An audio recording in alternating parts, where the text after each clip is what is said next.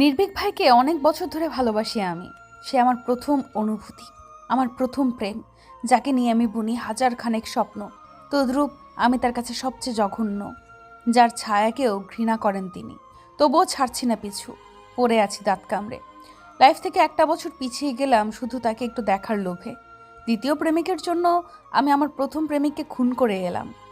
ও যখন ছটফট করছিল তখন আমি কি শান্তি পাচ্ছিলাম বলে বোঝানো যাবে না।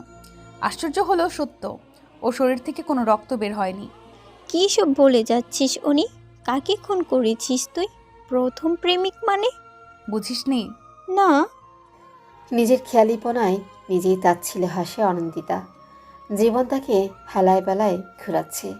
আকাশের মতো বিশাল তার জীবন, যার কোনো কুল কিনারা নেই। একটু করে শ্বাস ফেলে বলে, পড়াশোনা হলো আমার প্রথম প্রেমিক, যাকে নিজ হাতে খুন করলাম আমি। শুধুমাত্র আমার দ্বিতীয় প্রেমিক তথা না হওয়া প্রেমিকের জন্য, যাকে সোজা বাংলায় একপাক্ষিক প্রেম বলে। কথাটা বলি ব্যঙ্গ হাসলো অনিন্দিতা। ইন্তিহার ভেতর থেকে দীর্ঘশ্বাস বের হয়ে আসলো। মেয়েটার পাগলামি আর নেওয়াই যাচ্ছে না। অবাক হয়ে বলেও, শুধুমাত্র নির্ভীক ভাইয়ের ভার্সিটিতে পড়ার জন্য একটা বছর গিফট না দিলেও পারতি। তোর ভালোবাসার ছিটে ফোটাও বুঝে না উনি, তারপরও কেন পিছে পড়ে আছিস? ভালোবাসা হলো দীর্ঘমেয়াদী ছ্যাঁচড়ামি। এই ছ্যাঁচড়ামি করতে সবাই পারে না। ভালোবাসলে ইগো রাখতে নেই, দাঁত কামড়ে পড়ে থাকতে হয়। তাই বলে একটা মেয়ে হয়ে এভাবে আর কতদিন পিছে পিছে ঘুরবি? কেন? কোন বিধানে লেখা আছে প্রেমের জন্য শুধু ছেলেরাই ছ্যাঁচড়ামি করতে পারবে আর মেয়েরা পারবে না? ইন্তিহা একটু থামলেও অনিন্দিতার হাত দুটো মুঠোবন্দি করে বলল, আমি সেটা বলিনি উনি। ইন্তেহা, তুই হয়তো আমায় সঠিক সাজেশনই দিচ্ছিস, কিন্তু বিশ্বাস কর, আমি নিজেকে দমিয়ে রাখতে পারছি না। চেষ্টা করেছি, লাভ হয়নি। প্রেমের আগুনে দগ্ধ হতে বেশ ভালোই লাগে। কষ্ট নিয়ে ভালোবাসতে শিখে গেছি আমি। এটা ঠিক না উনি। আমি তো ওনার উপর জোর খাটাচ্ছি না, তাহলে সমস্যা কোথায়? আমি তো আমার মতো করে নিজেকে কষ্ট দিচ্ছি, যদিও এইটাই আমার কাছে সুখ কিংবা প্রাপ্তি। কথাটা নিছুকি তাচ্ছিল্যের স্বরে বলল অনিন্দিতা। লেকের ধারে বসে গসিপ করছিল দুজনে। গুড়ি গুড়ি বৃষ্টির মধ্যে বেশ ভালোই লাগছে। অনিন্দিতা আকাশের দিকে তাকালো। রৌদ্রময় আকাশটাকে মেঘ কেমন ঢেকে নিয়েছে, তবুও আকাশ সুন্দর। ঠিক তেমনিভাবেই প্রিয় মানুষটার শত অবহেলার পরও মানুষটার প্রিয়ই থেকে যায়। অনুভূতি ছাপিয়ে যদি পারো ঘৃণা করতে, তাহলে তুমি হবে সেরা। নাহলে জীবন বিষাক্ত নীল মৃদনায় ছেয়ে যাবে। ইন্থিয়া অবাক দৃষ্টিতে অনিন্দিতার দিকে তাকালেও স্টাইলিশ, বুদ্ধিসম্পন্ন, প্রতিবাদী সুপার ইগো নিয়ে বড় হওয়া মেয়েটা আজ কতটা পরিবর্তন এসেছে। শুধু ভালোবেসে সহ্য করে নিচ্ছে হাজারো বেদনা। কি ভয়ঙ্কর অনুভূতি নিয়ে বেঁচে আছে। ভালোবাসার হে কি শক্তি! ইন্থিয়া দীর্ঘশ্বাস ফেলেও নির্ভীক কেন যে উপেক্ষা করে মেয়েটাকে। কোনো দিকের কমতি তো নেই, তবু অনিন্দিতা অসহায়। হয়তো এটাই নিয়তি, কারণ মানুষ কখনোই পারফেক্ট হয় না। ইন্থিয়া ঘড়িতে টাইম দেখল 4:40 বাজে। মেয়েটা হুড়মুড়িয়ে উঠে গেল। আজ রক্ষে নেই। বাসায় গেলে নিশ্চয়ই মা কেলানি দিবে। অনিন্দিতা ইন্তিহার চঞ্চলতা অনুভব করল, তবুও তাকালো না। আমি যাই রে উনি, আজ আম্মু নির্ঘাত খুন্তি হাতে মারবে। তুইও তাড়াতাড়ি চলে যাস। অনিন্দিতা উত্তর করল না। ইন্তিহার ছুট লাগালো। ভার্সিটি শেষ হয়েছে 2 বাজে। এত দেরির জন্য আজ মার খেতেই হবে। ব্যাগ থেকে একটা ছবি বের করলো অনিন্দিতা। ছবিটার ছিটে ফোটাও পানি পড়তেই ব্যস্ত হয়ে পানিটুকু মুছে নিল। কিছুক্ষণ তাকিয়ে রইল। চোখ থেকে দুফোঁটা পানি গড়িয়ে পড়তেই ডান হাতে তর্জনী দিয়ে মুছে নিল তৎক্ষণাৎ। নির্ভীক মাহাতাব, আর কতদিন? খুব বেশি চাওয়া তো ছিল না, শুধু একটু কাছাকাছি থাকতে চেয়েছিলাম। রোজ আপনার মায়া ভরা মুখটা দেখতে চেয়েছিলাম।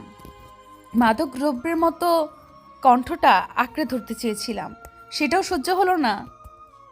আপনি ইচ্ছে করে এনএসইউতে জব নিলেন, খুব ভালো করেই জানতেন আমি এনএসইউতে চান্স পাবো না। এত দূরত্ব নিয়ে থাকতে চান আপনি? কখনো আপনার কাছে ব্যাঘাত ঘটিয়েছি? শুধু একবারই বলেছিলাম ভালোবাসি, তার শাস্তিস্বরূপ আমাকে পরনই ছেড়ে দিলেন। অনিন্দিতা থামলো, দু চোখ মুছে নিয়ে উঠে দাঁড়ালো। ছবিটা সযত্নে রেখে দিয়ে হাঁটা লাগালো। 1 বছর কেন, 10 বছর গ্যাপ দিতে হলেই দিবে। তবুও এনএসইউতেই অ্যাডমিশন নেবেই। সন্ধ্যা 6টার দিকে বাসায় ফিরে অনিন্দিতা। শাহানা বেগম দরজা খুলতেই অনিন্দিতা ভেতরে চলে আসলো। এত দেরি হলো কেন অনি? একটু কথা ছিল আম্মু। তোর সিদ্ধান্ত এখনো বদলাবে না? বহুবার বলেছি আম্মু, NSU ছাড়া বাংলাদেশে আর কোনো ভার্সিটি নেই? আমার ফার্স্ট চয়েস ওইটা। একটা বছর গ্যাপ দিবি, একটু খারাপ লাগবে না তোর? আচ্ছা, যদি পরের বছরও NSUতে চান্স না পাস? অনিন্দিতা উত্তর দিল না। টেবিল থেকে পানি নিয়ে 3 ঢোকে পান করলো। শাহানা রেগে গিয়ে বললেন, এটা কি রকম পাগলামি? চান্স না পেলে আবার গ্যাপ দিব? অনি, রাগ দেখিয়ে লাভ নেই আম্মু, তুমি জানো আমি প্রচণ্ড জেদি। শাহানা ক্যাবিনেট থেকে ফ্লাওয়ার ভাসটা ছুঁড়ে ফেলে দিলেন। সঙ্গে সঙ্গে কয়েক টুকরো হয়ে ভেঙে গেল। অনিন্দিতা সেদিকে পাত্তা দিল না। ব্যাগ নিয়ে সোজা নিজের রুমে চলে আসলো। ফ্ল্যাশব্যাক। আপনার বয়স মাত্র 17 অনিন্দিতা। প্রেমের বয়স হয়নি এখনো। পড়াশোনায় মনোযোগী হন। নির্ভীকের কণ্ঠে মাথা নিচু করে নিল অনিন্দিতা। কলেজে অ্যাডমিশনের জন্য নির্ভীক তাকে পড়াতে আসে। নির্ভীক হলো ওদের প্রতিবেশী, ওদের ফ্ল্যাটের অপোজিটেই থাকে। অবশ্য পুরো বাসাটাই নির্ভীকদের। বহু বছর আগে কোনো এক কারণে ফ্ল্যাটটা বিক্রি করেছিলেন নির্ভীকের বাবা আজমার আহমেদ। কথা বলছেন না কেন? ভাইয়া আমি তো প্রেম করি না। আপনি আমার থেকে ছোট অনিন্দিতা। আমি আপনাকে পড়াই, আপনি আমাকে পড়ান না। কিন্তু পড়াশোনায় মনোযোগী হন। চোখ এত ঘোরে কেন? অনিন্দিতা মাথা নিচু করেই রইল। নির্ভীক প্রচণ্ড রেগে আছে, তবে নীরবেই তা মেটাচ্ছে। সপ্তাহখানেক অনিন্দিতা নিজেকে দমিয়ে রাখতে পারলেও সাদা শুভ্র পাঞ্জাবি পরা নির্ভীককে দেখে নিজেকে দমাতে পারেনি। জুমার নামাজ পড়ে এসেছে মাত্র, মাথায় টুপিটা খুলেই অনিন্দিতাকে পড়াতে এসেছে। অনিন্দিতা হারিয়ে যায় নির্ভীকের মাঝে। নির্ভীক প্রচণ্ড রেগে যায়। টেবিলে ধুম করে আওয়াজ হতেই অনিন্দিতা চোখ নামিয়ে নেয়। অপ্রস্তুত বোধ করে, তবুও বলে, আমি আসলে কোনো অজুহাত চাই না আমি। আপনি জানেন না আমি বিদেশ থেকে পড়াশোনা করে এসেছি। সেখানে সব রকমের মানুষের সাথে চলতে হয়েছে। 23 বছর পার করেছি, চোখে কালো কাপড় বেঁধে নয়। নির্ভীক ভাইয়া, আমি আপনাকে পছন্দ করি আসলে। অনিন্দিতা, নির্ভীকের চিৎকারে অনিন্দিতা কেঁপে ওঠে। নিজের ভুলটা বুঝতে পারে নির্ভীক। গলা নামিয়ে বলে, আপনি নিজেকে সংযত রাখুন অনিন্দিতা। আপনাকে আমি ভালোবাসি নির্ভীক, আমার সাথে এমন কেন করেন? বড় হওয়া সত্ত্বেও সবসময় আমাকে আপনি বলে সম্বোধন কেন করতে হবে? রাগে কটমট করতে থাকে নির্ভীক। মেয়েটাকে বুঝিয়ে কোনো লাভই হবে না। অনিন্দিতার কথার উত্তর না দিয়ে নির্ভীক চলে যায়। অনিন্দিতা কষ্ট পায়, নীরবে চোখের পানি ফেলে। সারা রাত কাঁদে নিজের প্রিয় নোটটাতে লেখালেখি করে। ভালোবাসি নির্ভীক। পরদিন সকালে ঝড়টা অনিন্দিতার হৃদয়কে ব্যথিত করে। নির্ভীক আর তাকে পড়াতে পারবে না শুনে ব্যগ্র হয়ে ধরা গলায় বলে, নির্ভীক ভাইয়া আমাকে আর পড়াবে না কেন? ছেলেটা তোর ভালোর জন্য কদিন পড়িয়েছে। তোর আঙ্কেলই পড়াতে বলেছিল। তোর পড়ার জন্য ছেলেটা ঘোরাঘুরিও করতে পারেনি, এখন একটু বিরতি চায়। অনিন্দিতা বুঝতে পারে বিষয়টা পুরোই মিথ্যে। আঙ্কেল পড়াতে বলেছে, তার নির্ভীক পড়াতে এসেছে। এটা সত্যি হলেও না পড়ানোর অজুহাতটা সম্পূর্ণ মিথ্যে। ভালোবাসি বলাতেই নির্ভীক তাকে পড়াবে না। আর অনিন্দিতার কোচিংয়ে যাওয়া হলো না সেদিন। সারাদিন কেঁদে বুক ভাসালো। এখন নির্ভীককে নিয়ম করে দেখতেও পাবে না। মাঝে কেটে যায় একটা সপ্তাহ। অনিন্দিতা ছলে বলে কৌশলে নানান বাহানা দিয়ে নির্ভীকদের বাসায়তে যাওয়া শুরু করে, কিন্তু একবারও দেখা পায়নি। আজ আবার যায়। কলিংবেল চাপতেই চারুলতা আহমেদ দরজা খুলে দিলেন। অনিন্দিতাকে দেখে একগাল হাসলেন, হাতের ইশারায় বললেন, অনি যে, আয় আয় ভেতরে আয়। অনিন্দিতা ভেতরে গেল। সোফাতে আয়েশ করে বসতেই চারুলতা কিচেনে চলে গেলেন।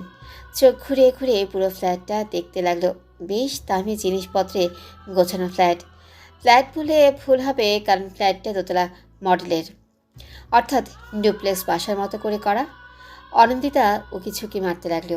এখান থেকে নির্ভীকের রুমটা সরাসরি দেখা যায় না। মিষ্টি হাতে চারুলতা ফিরে আসলেন। অনিন্দিতা হেসে তাকালো। একটা মিষ্টি খেয়ে আর খেলো না, কারণ ছানার মিষ্টি ওর পছন্দ নয়, গলায় আটকে যায়। এই বাটিতে কি এনেছিস অনি? আম্মু মুরগির মাংস পাঠালো আন্টি। আজ নাকি তুমি খাসির মাংস রান্না করেছো, আর নিহাল ভাইয়া না খেয়ে বেরিয়ে গেছে। আর বলিস না, ছেলেটা হয়েছে এক পাগল। খাসির মাংস একটুও পছন্দ করে না। রান্না করলেই সেদিন ভাত না খেয়েই চলে যায়। অনিন্দিতা একটু হাসলো, হানমনেই বলে উঠল। আমিও তো খাই না। চারুলতা মাংসের বাটিটা নিয়ে রেখে দিলেন। তারপর অনিন্দিতার পাশে বসে বললেন, শুনেছি তুইও নাকি খাসির মাংস পছন্দ করিস না। হ্যাঁ, একদম বাজে লাগে। পুরো নিহালের মতো করে বললিস। ইস, আমি তো ভুলেই গেছি চুলায় তরকারি বসিয়েছি। এই ছেলেটার জন্য আবার রান্না বসাতে হয়েছে। আমি যাই রে অনি। চারুলতা চলে গেলেন। অনিন্দিতা মনে মনে খুশি হলো। সিঁড়ি পেয়ে উপরে উঠে গেল। ডান থেকে করিডোর দিয়ে গেলে 2 নম্বর রুমটাই নির্ভীকের। অনিন্দিতা পা টিপে টিপে হাঁটা লাগালো। এত সতর্ক হয়েও কোনো লাভ হলো না। সামনের পিলারের সাথে ধুম করে বাড়ি খেলো। মাথায় হাত বুলিয়ে আবারও হাঁটা লাগালো। নির্ভীক তার ঘরে অন্য কারো যাওয়া একদমই পছন্দ করে না। অনিন্দিতা তাই উকি মারল। পুরো ঘরময় চোখ বুলিয়ে ও নির্ভীককে দেখতে পেল না। বেজায় মন খারাপ নিয়ে ফিরে আসলো। মাঝপথে এসে চোখ চকচক করে উঠল। এই সুযোগ হাতছাড়া করার কোনো মানেই হয় না। মনের আনন্দে নাচতে নাচতে নির্ভীকের ঘরে প্রবেশ করল। প্রথমেই বেডে শুয়ে পড়ল। ফ্যানের দিকে তাকিয়ে আনমনে হাসল। বালিশ দুটো কোলে নিয়ে বসে পড়ল। কিছুক্ষণ এভাবেই থেকে বালিশের নাক ডুবিয়ে দিল। এই বালিশেই তো নির্ভীকের শরীরে গন্ধ লেগে আছে। প্রাণ ভরেই নিঃশ্বাস নিল মেয়েটা। এত সুখ সুখ অনুভূতি হচ্ছে। সাইড টেবিলে থাকা নির্ভীকের হাস্যোজ্জ্বল ছবিটা বুকে চেপে ধরল। ছেলেটাকে এত ভালোবাসে কেন, এত মায়া কেন ওই ছেলেটার মাঝে? নিজের প্রশ্নে নিজেই হাসল। হঠাৎ চোখ পড়ল নির্ভীকের বুক শেলফে। শতেক বই রাখা সেখানে। তবে সব থেকে আকর্ষণ করছে গাঢ় নীল রঙের ডায়েরিটাতে। প্রচণ্ড আগ্রহে মেয়েটা ফেল করে তাকিয়ে রইল। কিছুক্ষণ এভাবেই কেটে গেল। নির্ভীকের ছবির ফ্রেম থেকে ছবিটা নিয়ে লুকিয়ে নিল। এই ছবিটা খুব যত্নে রাখবে সে। বুকশেলফ থেকে ডায়েরিটা নিল। খুব সুন্দর করে ডায়েরির ওপর কারুকাজ করা। একেবারে শেষ প্রান্তে লেখা, অব্যক্ত প্রিয়তমা। তুমি আমার ভীষণ প্রিয়, ঠিক যেন কাশফুলে ঘেরা কিংবা রক্তজবার মেলা। তুমি হাসলে হাসে রৌদ্রময়ী আকাশ, তুমি কাঁদলে আকাশও কাঁদে, নামিয়ে দেয় ধারা। তোমার নামে লিখেছি কবিতা, লিখেছি হাজারো গান, কখনো শোনানো হয়নি, কবে জোড়াবে প্রাণ। তুমি কি জানো প্রিয়তমা আমার মনের করুণ অবস্থা?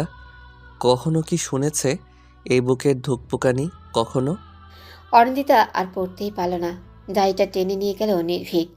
চোখ দিয়ে যেন অগ্নি ঝরছে। ভয়ে এক হাত পিছিয়ে গেল মেয়েটা। ডায়েরিটা উল্টিয়ে রেখে দিল নির্ভীক। অনিন্দিতা বারবার ফাঁকা ঢোক গিলছে। নির্ভীকের চোখে মুখে ভয়ঙ্কর রাগ স্পষ্ট হলেও ও অতি শান্ত কণ্ঠে শুধালো, এখানে কেন এসেছেন অনিন্দিতা? অনিন্দিতা উত্তর দিল না। ভয়েই তার শরীর ঠান্ডা হয়ে গেছে। নির্ভীক আবারও বলল, ডায়েরিতে হাত দিয়েছেন কেন? অন্যের জিনিসে হাত দেওয়ার আগে পারমিশনের প্রয়োজন হয়, জানেন না? আমি আসলে কতটুকু পড়েছেন? বেশি নয়, শুধু প্রথম পৃষ্ঠা অবধি। কিন্তু তার আগেই আপনি। অনেক বেশি পড়ে ফেলেছেন। আমার জিনিসে অন্য কারো হাত দেওয়া একদমই পছন্দ নয়। আপনি আমার রুমে কেন এসেছেন? আমি দেখতে এসেছিলাম আপনাকে। দেখা হয়ে গেছে? অনিন্দিতা মাথা ঝাঁকালো। ঝাঁঝালো স্বরে নির্ভীক বলল, তাহলে এখনও দাঁড়িয়ে আছেন কেন? নির্ভীক ভাইয়া, এখানেই থেমে যান। আপনি অন্যায় করেছেন। এই রকম কিছু আবার ঘটলে আমি কঠোর হতে বাধ্য হব। এখনই বেরিয়ে যাবেন। অনিন্দিতা ছলছল নয়নে কিছু বলবেই তার আগে নির্ভীক বলল, কোনো কথা নয়, এখনই চলে যান। অনিন্দিতা এক পলক তাকালো। নির্ভীক তার দিকে ফিরেও তাকালো না। চাপা কান্না নিয়ে অনিন্দিতা স্থান ত্যাগ করলো। বর্তমান। অনি, এই অনি, কফিটা নিয়ে যা, ঠান্ডা হয়ে যাচ্ছে তো। শাহানার ডাকে চোখ মুছে নিল অনিন্দিতা। অস্ফুট স্বরে বলল, আসছি আম্মু। কিচেন থেকে কফি নিয়ে আবার রুমে চলে আসলো। মাথাটা কেমন ছিমছিম করছে। কফি কাপে চুমুক দিয়ে বই নিয়ে বসলো। সামনে এবছর অ্যাডমিশন টেস্টে যে করেই হোক সিলেক্টেড হতেই হবে। আন্টি, আমি সর্বোচ্চ চেষ্টা করব, তবে অনিন্দিতা বুঝলেই হয়। দেখো বাবা, কিছু করতে পারো কি না? মেয়েটা এমন অবস্থা ছিল না, আজকাল বেখেয়ালি হয়ে গেছে। এই তো সকালবেলা চা বসিয়ে অন্যদিকে তাকিয়ে কি যেন ভাবছিল, একটুর জন্য আগুন লেগে যায়নি। বিকেলে কফি ফেলে হাত পুড়িয়ে ফেলেছে। এমন করলে তো বড়সড় অঘটন ঘটে যাবে। হ্যাঁ, আমি বোঝাবো যাতে অন্য ভার্সিটিতে অ্যাডমিশন নেয়। তারপর দেখি অনিন্দিতা কি করে। শাহানা স্বস্তির নিঃশ্বাস ফেলেন। যদি মেয়েটার একটু সুবুদ্ধি ঘটে, এনএসইউতেই কেন অ্যাডমিশন নিতে হবে? দেশে আরও অনেক ভার্সিটি রয়েছে, কিন্তু না, সেগুলোতে তো হবে না। গভীর মনোযোগে বই পড়ার কথা থাকলেও বই পড়ছে না অনন্দিতা। আধ খাওয়া কফিটা ঠান্ডা হয়ে পড়ে আছে, দু চোখে কোণে পানি জমেছে। চাঁদের দিকে তাকিয়ে আছে সে। নির্ভীক মাহতাব শব্দের অর্থ চাঁদ। নির্ভীক তার কাছে চাঁদই রয়ে গেছে, আর অনন্দিতা হলেও সেই গরিব ব্রাহ্মণ। অবশ্য হ্যাঁ, সেটাও ভুল, কারণ গরিব ব্রাহ্মণ রোজ নিয়ম করে চাঁদকে দেখতে পায়। চাঁদ তার থেকে লুকিয়ে থাকে না, আর নির্ভীক তার থেকে লুকিয়ে বাঁচে। প্রায় 10 মিনিট ধরে দাঁড়িয়ে আছে নির্ভীক। একজন জলজ্যান্ত মানুষ যে তার রুমে উপস্থিত, সেদিকে খেয়াল নেই মেয়েটার। তার ভাবনা জুড়ে নির্ভীককে না পাওয়ার বেদনা। 4টি বছর ধরে যার জন্য মরিয়া হয়ে উঠেছে, প্রায় 3টি বছর ধরে পাগল প্রায় অবস্থা, অথচ নির্ভীক তাদেরকে ফিরেও তাকায় না।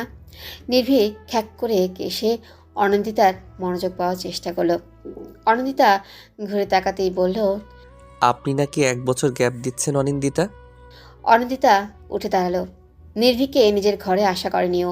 বিস্ময়ে ফেলফেল করে তাকিয়ে রইল বেশ কিছুক্ষণ। ঠোঁটের কোণে মৃদু হাসির রেখা। নির্ভীক ভ্রু কুঁচকে তাকালো। আমার কথা শুনতে পাচ্ছেন অনিন্দিতা?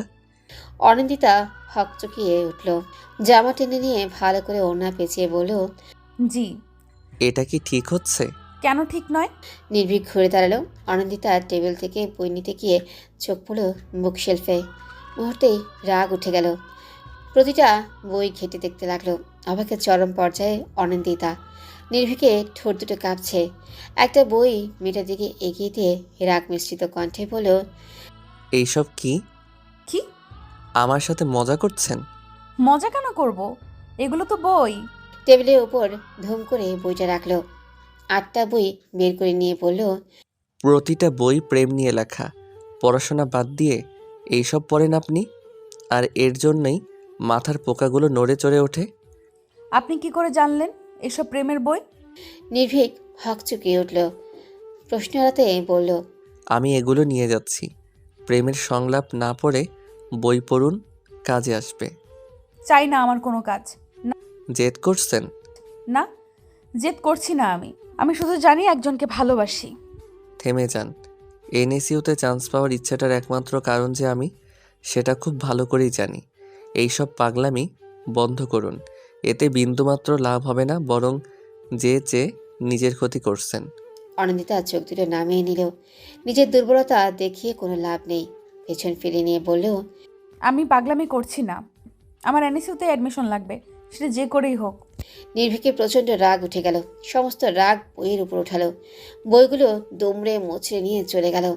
নির্ভীক চলে যেতেই চাপা কান্নায় ভেঙে পড়ল মেয়েটা। যে জায়গাটায় নির্ভীক দাঁড়িয়েছিল সেই জায়গায় হাত বুলালো। যে জায়গায় নির্ভীক হাত ছুঁয়েছিল সেই জায়গায় ঠোঁট ছোঁয়ালো। চাঁদের আলো মেয়েটার মুখ উজ্জ্বল হয়ে গেছে। নির্ভীকের দাঁড়ানোর জায়গায় শুয়ে রইল। পাগলামি, ভালোবাসা হলো এক বিচিত্র অনুভূতির বড়সড় পাগলামি। অনি, এই অনি, মেঝেতে শুয়ে আছিস কেন মা? শরীর খারাপ করছে? অনি, এই অনি। মায়ের ডাকে চোখ পিটপিট করে তাকালো। মেঝেতে ঘুমানোর কারণে গালের এক পাশ লাল হয়ে আছে, সাথে গালে দুটো দাগও হয়েছে। হাই তুলে অনন্দিতা বলল, কি হয়েছে আম্মু? এখানে শুয়েছিস কেন? কাল তো গরম ছিল না, তাহলে জ্বর হয়েছে নাকি? ঘুমের ঘোরে পড়ে যাসনি তো? আম্মু একটু শান্ত হও। এমনি ভালো লাগছিল না, তাই শুয়েছিলাম। এখন বলো কি হয়েছে? মেঝে থেকে উঠ আগে, তোর আব্বু এসেছে, তোর সাথে কথা বলতে চাচ্ছে। অনন্দিতা উঠে দাঁড়ালো। ঘুরতে তাকিয়ে দেখলো 9টা বাজে। কক্সবাজার থেকে এত সকাল সকাল এসে পড়লেন কি করে? যা, ফ্রেশ হয়ে আয়, আমি নাস্তা রেডি করছি। শাহানা চলে গেলেন। অনিন্দিতা বিছানা থেকে ফোনটা নিয়ে নির্ভীকে প্রোফাইল ঘাটল। 5 ঘন্টা আগে অ্যাক্টিভ ছিল মানুষটা। অনিন্দিতার ভ্রু বেঁকে গেল। ছেলেটা রাতে ঘুমায়নি নাকি? হঠাৎ করে অনিন্দিতার বুকে মোচড় দিয়ে উঠল। নির্ভীক কি কাউকে ভালোবাসে? 2 বছর আগে নির্ভীকের ডায়েরিতে তো তেমনই লেখা ছিল। আপু, এই আপু, আর কতক্ষণ? হীরের কণ্ঠে ফোনটা রেখে দিল। ভাবনাগুলো নিয়েই বাথরুমে চলে আসলো। ফ্রেশ হয়ে এসে সোজা ড্রয়িং রুমে চলে আসলো। আরশাদ হক রিমোট নিয়ে টিভির চ্যানেল পাল্টাচ্ছেন। অনিন্দিতাকে দেখে বললেন, পাশে এসে বসো অনি। অনিন্দিতা বসলো না। আরশাদ ভ্রু কুচকে তাকালেন। মেয়েটা কেমন চুপচাপ হয়ে গেছে। বাড়ি মাতিয়ে রাখা মেয়েটার এমন করুণ দশা কেন? কি হলো? কখন এলে আব্বু? কিছুক্ষণ আগে। ফ্লাইটে করে এসেছো? ভাবলাম তাড়াতাড়ি আসা ও যাবে আর ভেজালও কম হবে। অনিন্দিতা একটু হাসলো। আরশাদ উঠে দাঁড়ালেন।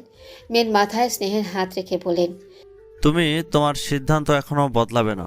আমি এনএসইউতেই পড়তে চাই আব্বু। যদি টাকা নিয়ে চিন্তা করো তাহলে আমি পার্ট টাইম জব খুঁজে নিব। ছি মামনি, আমি টাকা নিয়ে কেন চিন্তা করব? তোমার বাবা মধ্যবিত্ত হলেও এনএসইউতে পড়ানোর ক্ষমতা রাখে। আমি এনএসইউতেই পড়তে চাই আব্বু। 1 বছর গ্যাপ যাওয়া আমার জন্য কোনো বিষয় নয়। কথাগুলো বলতে গিয়ে কেঁদে ফেলল অনিন্দিতা। আরশাদ নিভে গেলেন। মেয়েকে দু হাতে বুকে জড়িয়ে বললেন, আচ্ছা তাই হবে। আমি তোমার মাকে বুঝিয়ে বলবো। তুমি অ্যাডমিশনের জন্য মন দিয়ে পড়াশোনা করো, কেমন? ভোরবেলা উঠে পড়াশোনা করছিল অনিন্দিতা। এনএসইউতে চান্স পেয়েই ছাড়বে। নির্ভীক তাকে সাইলেন্ট চ্যালেঞ্জ করেছে। একবার হেরে গেছে, তবে এবার হারবে না। সবসময় নির্ভীকের জয় চাইলেও আজ নিজের জয় চাইছে। ভালোবাসাকে একটু দেখার জন্যই এত কিছু করা। না হলে সপ্তাহখানেক পার হয়ে গেলেও নির্ভীকের দেখা মেলে না। মাস পার হয়ে গেলেও কথা হয় না। নির্ভীকের ভার্সিটিতে পড়লে দিনে একবার হলেও দেখার সুযোগ মিলবে। গভীর মনোযোগে ব্যাঘাত ঘটল। বেশ বিরক্ত হয়ে তাকালো অনন্দিতা। আপু, একটু শাড়িটা পরিয়ে দেবে প্লিজ? শাড়ি হাতে দাঁড়িয়ে আছে হের। অনিন্দিতা বেশ অবাক হলো। শাড়ি পরতে পছন্দ করে না হের। কোনো বিশেষ অনুষ্ঠান ছাড়া শাড়ি পরা হয় না তার। হঠাৎ করে শাড়ি কেন পরবি? তোর তো শাড়ি পছন্দ নয়। আরে, সাদে কি শাড়ি পরছি? আজ তো আমাদের নবীন বরণ, কলেজে ফার্স্ট ডে, ভুলে গেলে? আজ নবীন বরণ? হ্যাঁ, একটু পরিয়ে দাও না প্লিজ, সবাই শাড়ি পরে আসবে। আচ্ছা আয়। হিরকে শাড়ি পরিয়ে দিল। তবে শাড়িটা বেশ পাতলা হওয়ায় শরীরের বেশ কিছু অংশ ফুটে উঠেছে।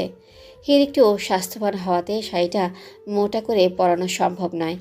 অনিন্দিতা দীর্ঘশ্বাস ফেলে বলল, আমি আমার একটা শাড়ি নিয়ে আসছি। কিন্তু আমি কি পুরনো শাড়ি পরে অনুষ্ঠানে যাব? সমস্যা কোথায়? 2-1বারই তো পরেছি। না, আমি পুরনো শাড়ি পরে যাব না, সবাই আমাকে লেকফুল করবে। হির মন খারাপ করে নিজের ঘরে চলে গেল। অনিন্দিতার বেশ খারাপ লাগলো। দীর্ঘশ্বাস ফেলে কাবার্ড খুলল। একটা বক্স থেকে পার্পল রঙের শাড়ি বের করলো। শাড়িটা খুব পছন্দের, কখনো পরা হয়নি। নির্ভীকের পছন্দের রঙে কিনেছিল। ভেবেছিল নির্ভীক এর সাথে প্রথম ঘুরতে যাওয়ার সময় শাড়িটা পরবে। না, সেই ইচ্ছেটা আর হয়ে ওঠেনি। শখের জিনিস তো ঘরেই পুরনো হয়ে গেল। তার থেকে না হয় হিরই পড়ল। শাড়িটাতে হাত বুলিয়ে মৃদু হাসল অনিন্দিতা। রাত দিন এক করে পড়াশোনা চালাচ্ছে অনিন্দিতা। মেয়ের পড়াশোনা দেখে বেশ খুশি হলেন আরশাদ। এনএসইউতে অ্যাডমিশন নেওয়ার জন্য কি খাটুনিটাই না খাটছে। আরশাদ হক পেশায় একজন সৎ ডক্টর। 2 মেয়ে আর স্ত্রীকে নিয়েই তার পরিবার। বাবা মা গত হয়েছে বহু বছর। অনেক কষ্ট করে প্রতিষ্ঠিত হয়েছেন, আর তাই পড়াশোনার গুরুত্ব বোঝেন। ঘড়িতে টাইম দেখে বাসা থেকে বেরিয়ে গেলেন। মাসে 2-1বার সরকারি কাজে বিভিন্ন জায়গায় যেতে হয়। এবার যাচ্ছেন পঞ্চগড়। শাহানার মন খারাপ, কারণ পুরো 15 দিনের জন্য যাচ্ছে আরশাদ। স্বামীর প্রতি অফুরন্ত ভালোবাসা। অ্যারেঞ্জ ম্যারেজ হলেও ভালোবাসায় কমতি নেই। আরশাদ বাসা থেকে বের হতেই চাপা কান্নায় ভেঙে পড়লেন। হের মায়ের কান্নাতে বিরক্ত হলো। আম্মু, এই ফ্যাচ ফ্যাচ করে কান্না থামাও প্লিজ। তুমি যেইভাবে কাঁদো, আমার বান্ধবীরা তাদের 22 দিনের রিলেশন ভেঙে গেলেও এইভাবে কাঁদে না। হীরের কথায় শাহানা ছুটে গেলেন। পায়ে জুতোটা উঠিয়ে বললেন, মারবো এক চর। অসভ্য মেয়ে, মায়ের কাছে বন্ধু মহলের কুকর্ম শোনাচ্ছ। তোর বাবার সাথে আমার 22 বছরের সম্পর্ক, বুঝলি? 22 বছরের সম্পর্ক। তো এর জন্য ফ্যাচ ফ্যাচ করে কাঁদবে? আব্বু তো 15 দিন পরে চলে আসবে, সমস্যা কোথায় বলো তো? প্রচণ্ড বিরক্তি নিয়ে স্থান ত্যাগ করলেন শাহানা। এই মেয়েটা যেমন তেরা ঠিক তেমনি অসভ্য। অন্যদিকে বড় মেয়েটা হয়েছে পাগল প্রকৃতির। ফার্স্ট চয়েস যেটা সেটাই চাই। 2 মেয়েকে প্রায় 20 বছর যাবৎ সহ্য করে যাচ্ছে। এত আদর দিয়ে বাদর হয়েছে। কি বিড়বিড় করছো আম্মু? অনিন্দিতার কথাতে ঘাড় ঘুরে তাকালেন। ডাইনিং গোছাতে গোছাতে বললেন, এসে পড়েছিস? তোর আব্বু তো এই মাত্র পঞ্চগড় চলে গেল। কি? হ্যাঁ, মিনিট 10 হলো। আমাকে ডাকবে না একবার? আব্বু তো 15 দিনের জন্য গেল। তোর আব্বুই বারণ করেছে, ফোন করে কথা বলতে বলেছে। আপাতত এই গ্লুকোজটা খা, শরীরে জোর আসবে। একটা বছর ধরে কম খাটনি তো যাচ্ছে না। অনিন্দিতা গ্লুকোজের পানিটা নিল, একটু খেয়ে আবারও রেখে দিল। হঠাৎই মনে পড়ো আজ শুক্রবার। উল্লসিত মন নিয়ে ছাদের দিকে পা বাড়ালো। লাল নীল নানা রঙের নয়নতারা ফুল ফুটে রয়েছে। ছাদের এক অংশ জুড়ে বাগান করেছে নির্ভীক। পড়াশোনাটা বিদেশে করলেও ও প্রতি 3 মাস অন্তর বাংলাদেশে এসে ঘুরে যেত সে। প্রায় 6 বছর যাবৎ এই বাগান তৈরি করা হয়েছে। গত 4 বছর ধরে অনিন্দিতা নিজেও এই বাগানের যত্ন করে। অবশ্যই তা নির্ভীকের অগোচরে, কারণ নির্ভীক দেখে ফেললেই সর্বনাশ। এক বলতি কথার সাথে জ্ঞান শুনিয়ে দেয়। বাগানের ফুলগুলো একটু একটু করে ছুঁয়ে দিল। বড় আপন এই ফুলগুলো, কারণ প্রতিটা ফুলে নির্ভীকের স্পর্শ, যা ওর কাছে ভীষণ প্রিয়। চিলেকোঠা দিয়ে কারো পায়ের আওয়াজ পাওয়া গেল। অনিন্দিতা দ্রুত সরে গেল। পানির ট্যাঙ্কের পেছনে লুকিয়ে পড়েছে। নির্ভীক এই সময়টাতে প্রতি শুক্রবার স্পেশালভাবে বাগানের যত্ন করে, সাথে খানিকটা শরীরচর্চা। নির্ভীক বাগানের ভেতরে প্রবেশ করল। দুটো গাছকে স্পর্শ করে ভ্রু কুঁচকে দিল। একটু একটু করে প্রতিটা গাছ স্পর্শ করল। কিছুক্ষণ থম মেরে দাঁড়িয়ে রইল। পেছন ঘুরে তাকালো। চোখ দুটো রক্ত লাল, শ্যামরঙা গালে লাল আভা যেন কাঠিন্য প্রকাশ করছে। প্রচণ্ড রাগে চোয়াল শক্ত হয়ে গেছে, কপালে ভাঁজ পড়েছে। অনিন্দিতা চিত্ত কেঁপে উঠল। নির্ভীকের মুখের এমন ভঙ্গিমা দেখে অনিন্দিতার মন বিষিয়ে গেল। কোথাও এক অদ্ভুত কষ্ট অনুভব হলো। নির্ভীক কেন তো রেগে আছে? একটু আগেই তো ঠিক ছিল। অনিন্দিতার ভাবনার মাঝে নির্ভীকের কঠিন স্বর ভেসে আসত। বেরিয়ে আসুন অনিন্দিতা। মেয়েটা চমকে গেল। নিজের কানকে যেন বিশ্বাসই হচ্ছে না। ফাঁকা ঢোক গিলিয়ে আরেকটু চেপে লুকিয়ে রইল। দ্রুত বেরিয়ে আসুন অনিন্দিতা, খুব খারাপ হয়ে যাচ্ছে কিন্তু। অনিন্দিতা কাপা শরীরে বেরিয়ে আসলো। নির্ভীক তার দিকে এক পলক তাকিয়ে পেছন ঘুরে নিল। অনিন্দিতা কষ্ট পেল। নির্ভীক কখনো তাকে ভালো করে দেখেই না। মানুষ এতটা নিষ্ঠুর হতে পারে? চোখের পানি চিকচিক করে উঠল। এমন এক মানুষের প্রেমে পড়েছে যে বিন্দু মাত্র সহ্য করতে পারে না তাকে। তবুও মেয়েটা হাসলো। নির্ভীকের ঠোঁটের হাসি দেখার জন্য নির্দ্বিধায় এক সমুদ্র ডুব দিতে পারে। এই সময় কেন এখানে এসেছেন? এমনি ভালো লাগছিল না তাই। মিথ্যে বলছেন আপনি। অনিন্দিতা উত্তর দিল না। নির্ভীক কাঁটাযুক্ত গোলাপ গাছে হাত বোলাতে লাগলো। অনিন্দিতা চমকে উঠল। চোখ দুটো যেন হন্তদন্ত হয়ে গেছে। এক পা এগিয়ে বলল, নির্ভীক ভাইয়া আপনি? অনিন্দিতা নাম দেওয়ার সাথে সাথে গোলাপ গাছটাকে চেপে ধরল নির্ভীক।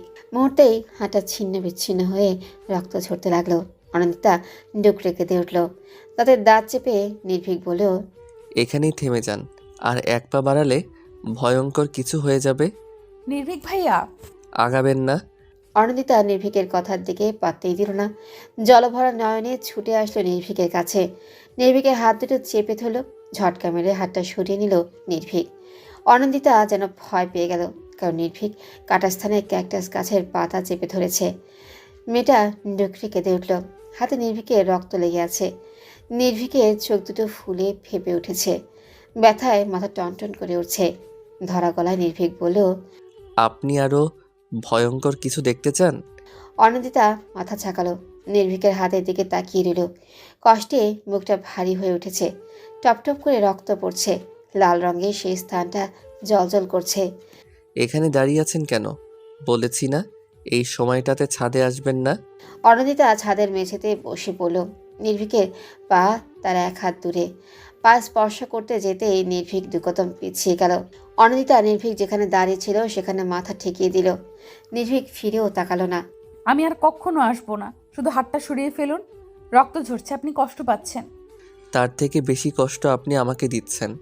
আপনি কেন বুঝতে চান না আমি আপনাকে পছন্দ করি না? আমি চলে যাচ্ছি নির্ভীক ভাইয়া, প্লিজ হাতটা সরিয়ে ফেলুন। নির্ভীক সরালো না।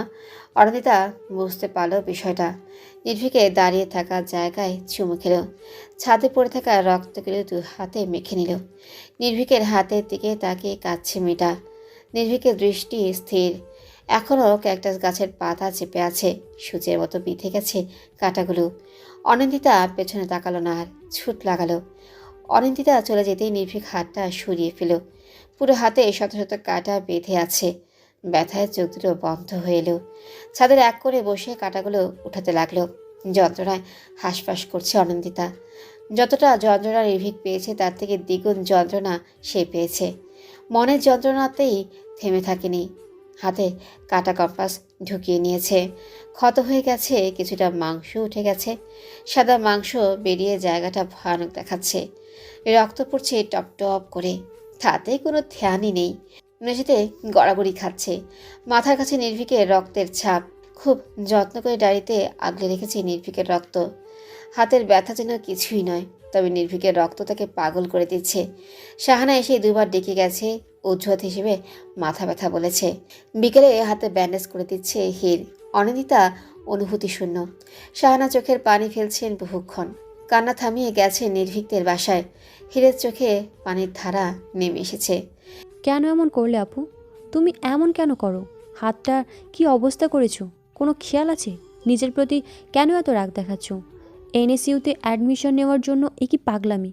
নির্ভীক ভাইয়া তো বলল আরও ভালো ভালো ভার্সিটি আছে। উনি তো এনএসইউর লেকচারার। উনি বললে তারপরও শুনলে না? হির একা একাই বক বক করছে। অনিন্দিতা উত্তর দিল না। অনুভূতিগুলো কোথাও আটকে গেছে। চোখের সামনে ভাসছে নির্ভীকের ছিন্ন বিচ্ছিন্ন কাটা হাত, যে হাতে সহস্র বার চুমু খাওয়ার স্বপ্ন নিয়ে বেঁচে আছে। সে হাত আজ ছিন্ন বিচ্ছিন্ন। কি করে সইবে হে ব্যথা? অনিন্দিতা হুট করেই কেঁদে উঠল। আপু, এই আপু, কাঁদছো কেন? ব্যথা হচ্ছে খুব? কেন করলে এমনটা? হির কান্না করেই যাচ্ছে। অনিন্দিতার বুক ফেটে যাচ্ছে। মেন ডোর দিয়ে কারো আসার শব্দ পেল। হির কান্না থামিয়ে বলল, নির্ভীক ভাই। অনিন্দিতা ঘাড় ঘুরিয়ে তাকালো। চকলেট রঙের টি শার্ট পরে আছে নির্ভীক। অনিন্দিতা চোখ দুটো নির্ভীকের হাতের দিকে গেল। হাতে সাদা রঙের ব্যান্ডেজ করা। বুকের ভেতরে যেন কেউ ছুরি ঢুকিয়ে দিয়েছে। নির্ভীকের দৃষ্টি অন্যদিকে। পেছন থেকে চারুলতা হন্তদন্ত হয়ে আসলেন। হির উঠে দাঁড়ালো। চারুলতা ব্যস্ত হয়ে পড়লেন। অনিন্দিতাকে কথা শোনাতে লাগলেন। সে কথা মেয়েটার কর্ণপাত হলো না। মিনিট দশেক এভাবেই কেটে গেল। নির্ভীকের চোখে মুখে কোনো কষ্টের ছাপ নেই, একটুও মায়া নেই অনিন্দিতার জন্য। অথচ নির্ভীকের কষ্টের স্বাদ নিতেই নিজেকে আঘাত করল মেয়েটা। চারুলতা নির্ভীকের দিকে রক্তচক্ষু নিয়ে তাকালেন। এই ছেলেটা আর তুই দুজনেই পুরো অধম। দেখ, সকালবেলায় ক্যাকটাস গাছে কাঁটা বিধিয়ে এনেছে। গাছের যত্ন নিবি ভালো কথা, তাই বলে সাবধানতার অবলম্বন করবি না। আর এই দিকে তুই এনসিইউতে অ্যাডমিশনের জন্য পাগল হয়ে যাচ্ছিস। হাতের কি অবস্থা করেছিস? নির্ভীক চরম বিরক্তি নিয়ে তাকালো। এখানে থাকতে ভালো লাগছে না তার। নেহাতি ভদ্রতার খাতিরে দাঁড়িয়ে আছে। 15 মিনিট পর শাহানা আর নিহাল আসলো। সাথে ডাক্তারও আছেন। নিহালের চোখে মুখে চিন্তার ছাপ। চারুলতা পাশ থেকে উঠে গেলেন। ডাক্তার চেক আপ করে ওষুধ পানি লিখে দিলেন। বাসায় একজন ডাক্তার থাকলেও বাইরের ডাক্তারের প্রয়োজন হয়, তা আবারও প্রমাণ হয়ে গেল। নিহাল ডাক্তারকে এগিয়ে দিতে গেলেই নির্ভীক বাধা দিল। আমি যাচ্ছি, তুই এখানেই থাক। নিহাল কথা বাড়ালো না। অনিন্দিতা পাশে এসে বসলো। মাথায় হালকা করে গাঁটটা মেরে বলল, ফাজিল মেয়ে, হাতের কি অবস্থা করেছো? এত ভালো স্টুডেন্ট হতে হবে কোনো সংবিধানে লেখা হয়েছে? এনএসইউ এর থেকে অনেক ভালো ভার্সিটি আছে, সেগুলোতে পড়তে পারতে। অনিন্দিতা মৃদু হাসলো। চারুলতা স্বস্তির নিঃশ্বাস ফেলে বললেন, বোঝা একটু। শাহানা প্রচণ্ড রেগে আছেন, তবু কিছু বলছেন না। মেয়ের হাতের দিকে তাকিয়ে প্রচণ্ড কষ্ট হলো। হির সবার জন্য শরবত বানাতে গেল। প্রচণ্ড গরম পড়েছে, তার উপর সবাই ছুটের ওপর ছিল। আমি কি সত্যি চান্স পাবো না নিহাল ভাইয়া? কেন পাবে না? অবশ্যই পাবে। ভালো করে মনোযোগ দিয়ে পড়ো। তবে নিজের ক্ষতি কেন করলে? এখন তো কয়েকদিন পড়াশোনা বন্ধ। চারুলতা পাশে এসে বসলেন। অনিন্দিতা মাথায় হাত বুলিয়ে বললেন, একদম চিন্তা করবি না, তুই চান্স পাবি। আত্মবিশ্বাস আছে না?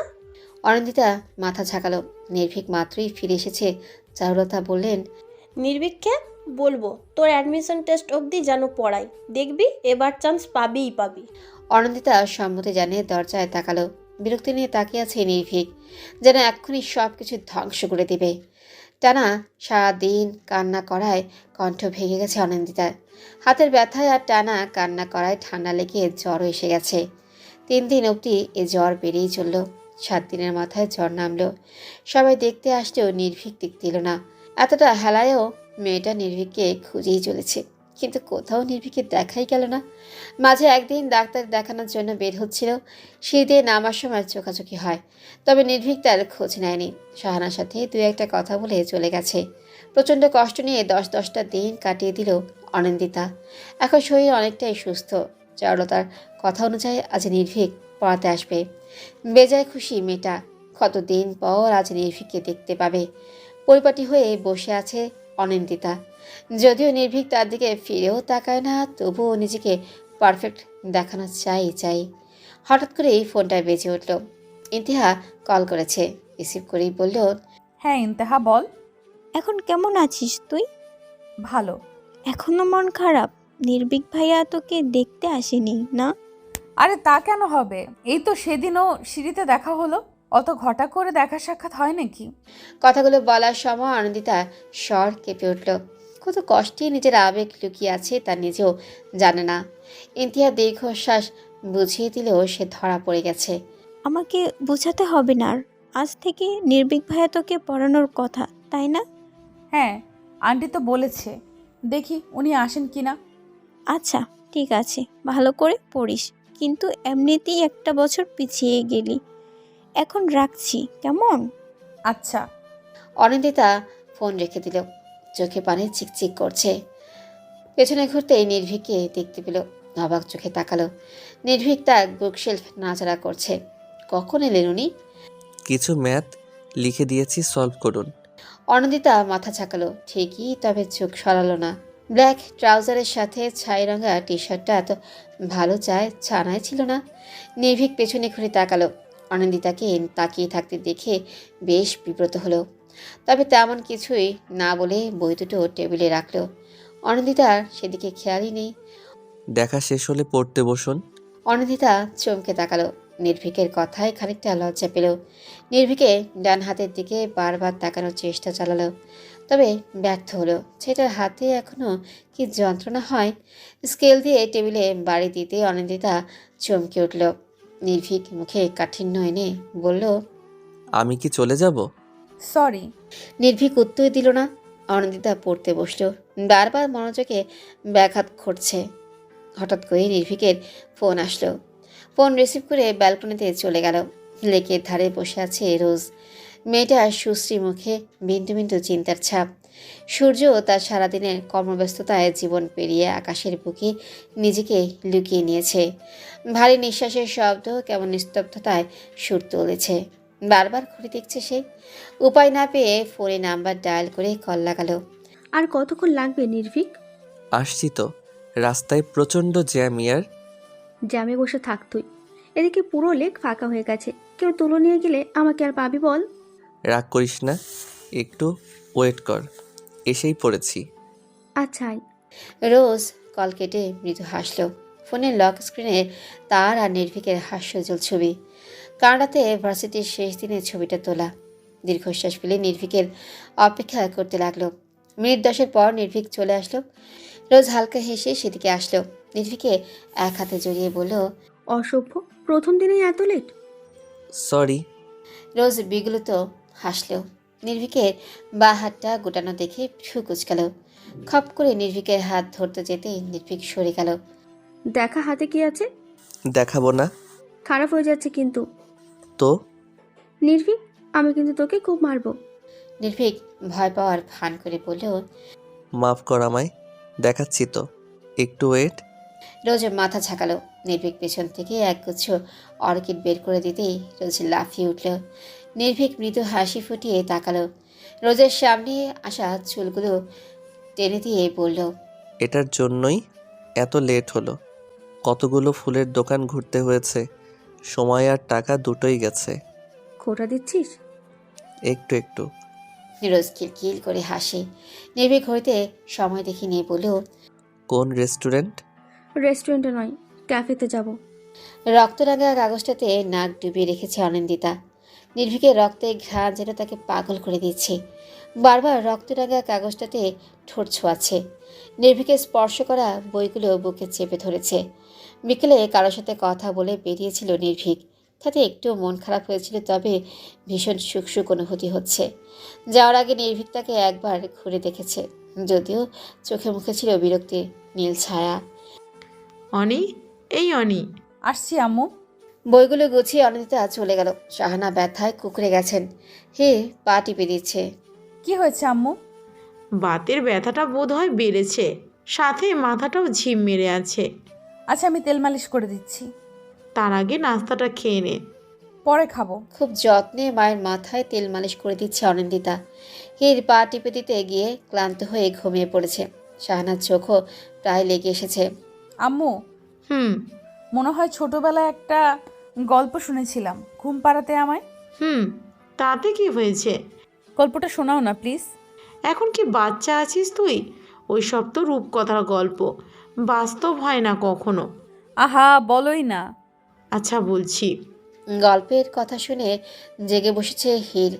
শাহানার পায়ের কাছে আরাম করে বসলো দুজনে। থুতনিতে হাত দিয়ে গল্পের জন্য অপেক্ষা করতে লাগলো। একই দেশে বাস করত এক রাজপুত্র আর এক রাজকন্যা।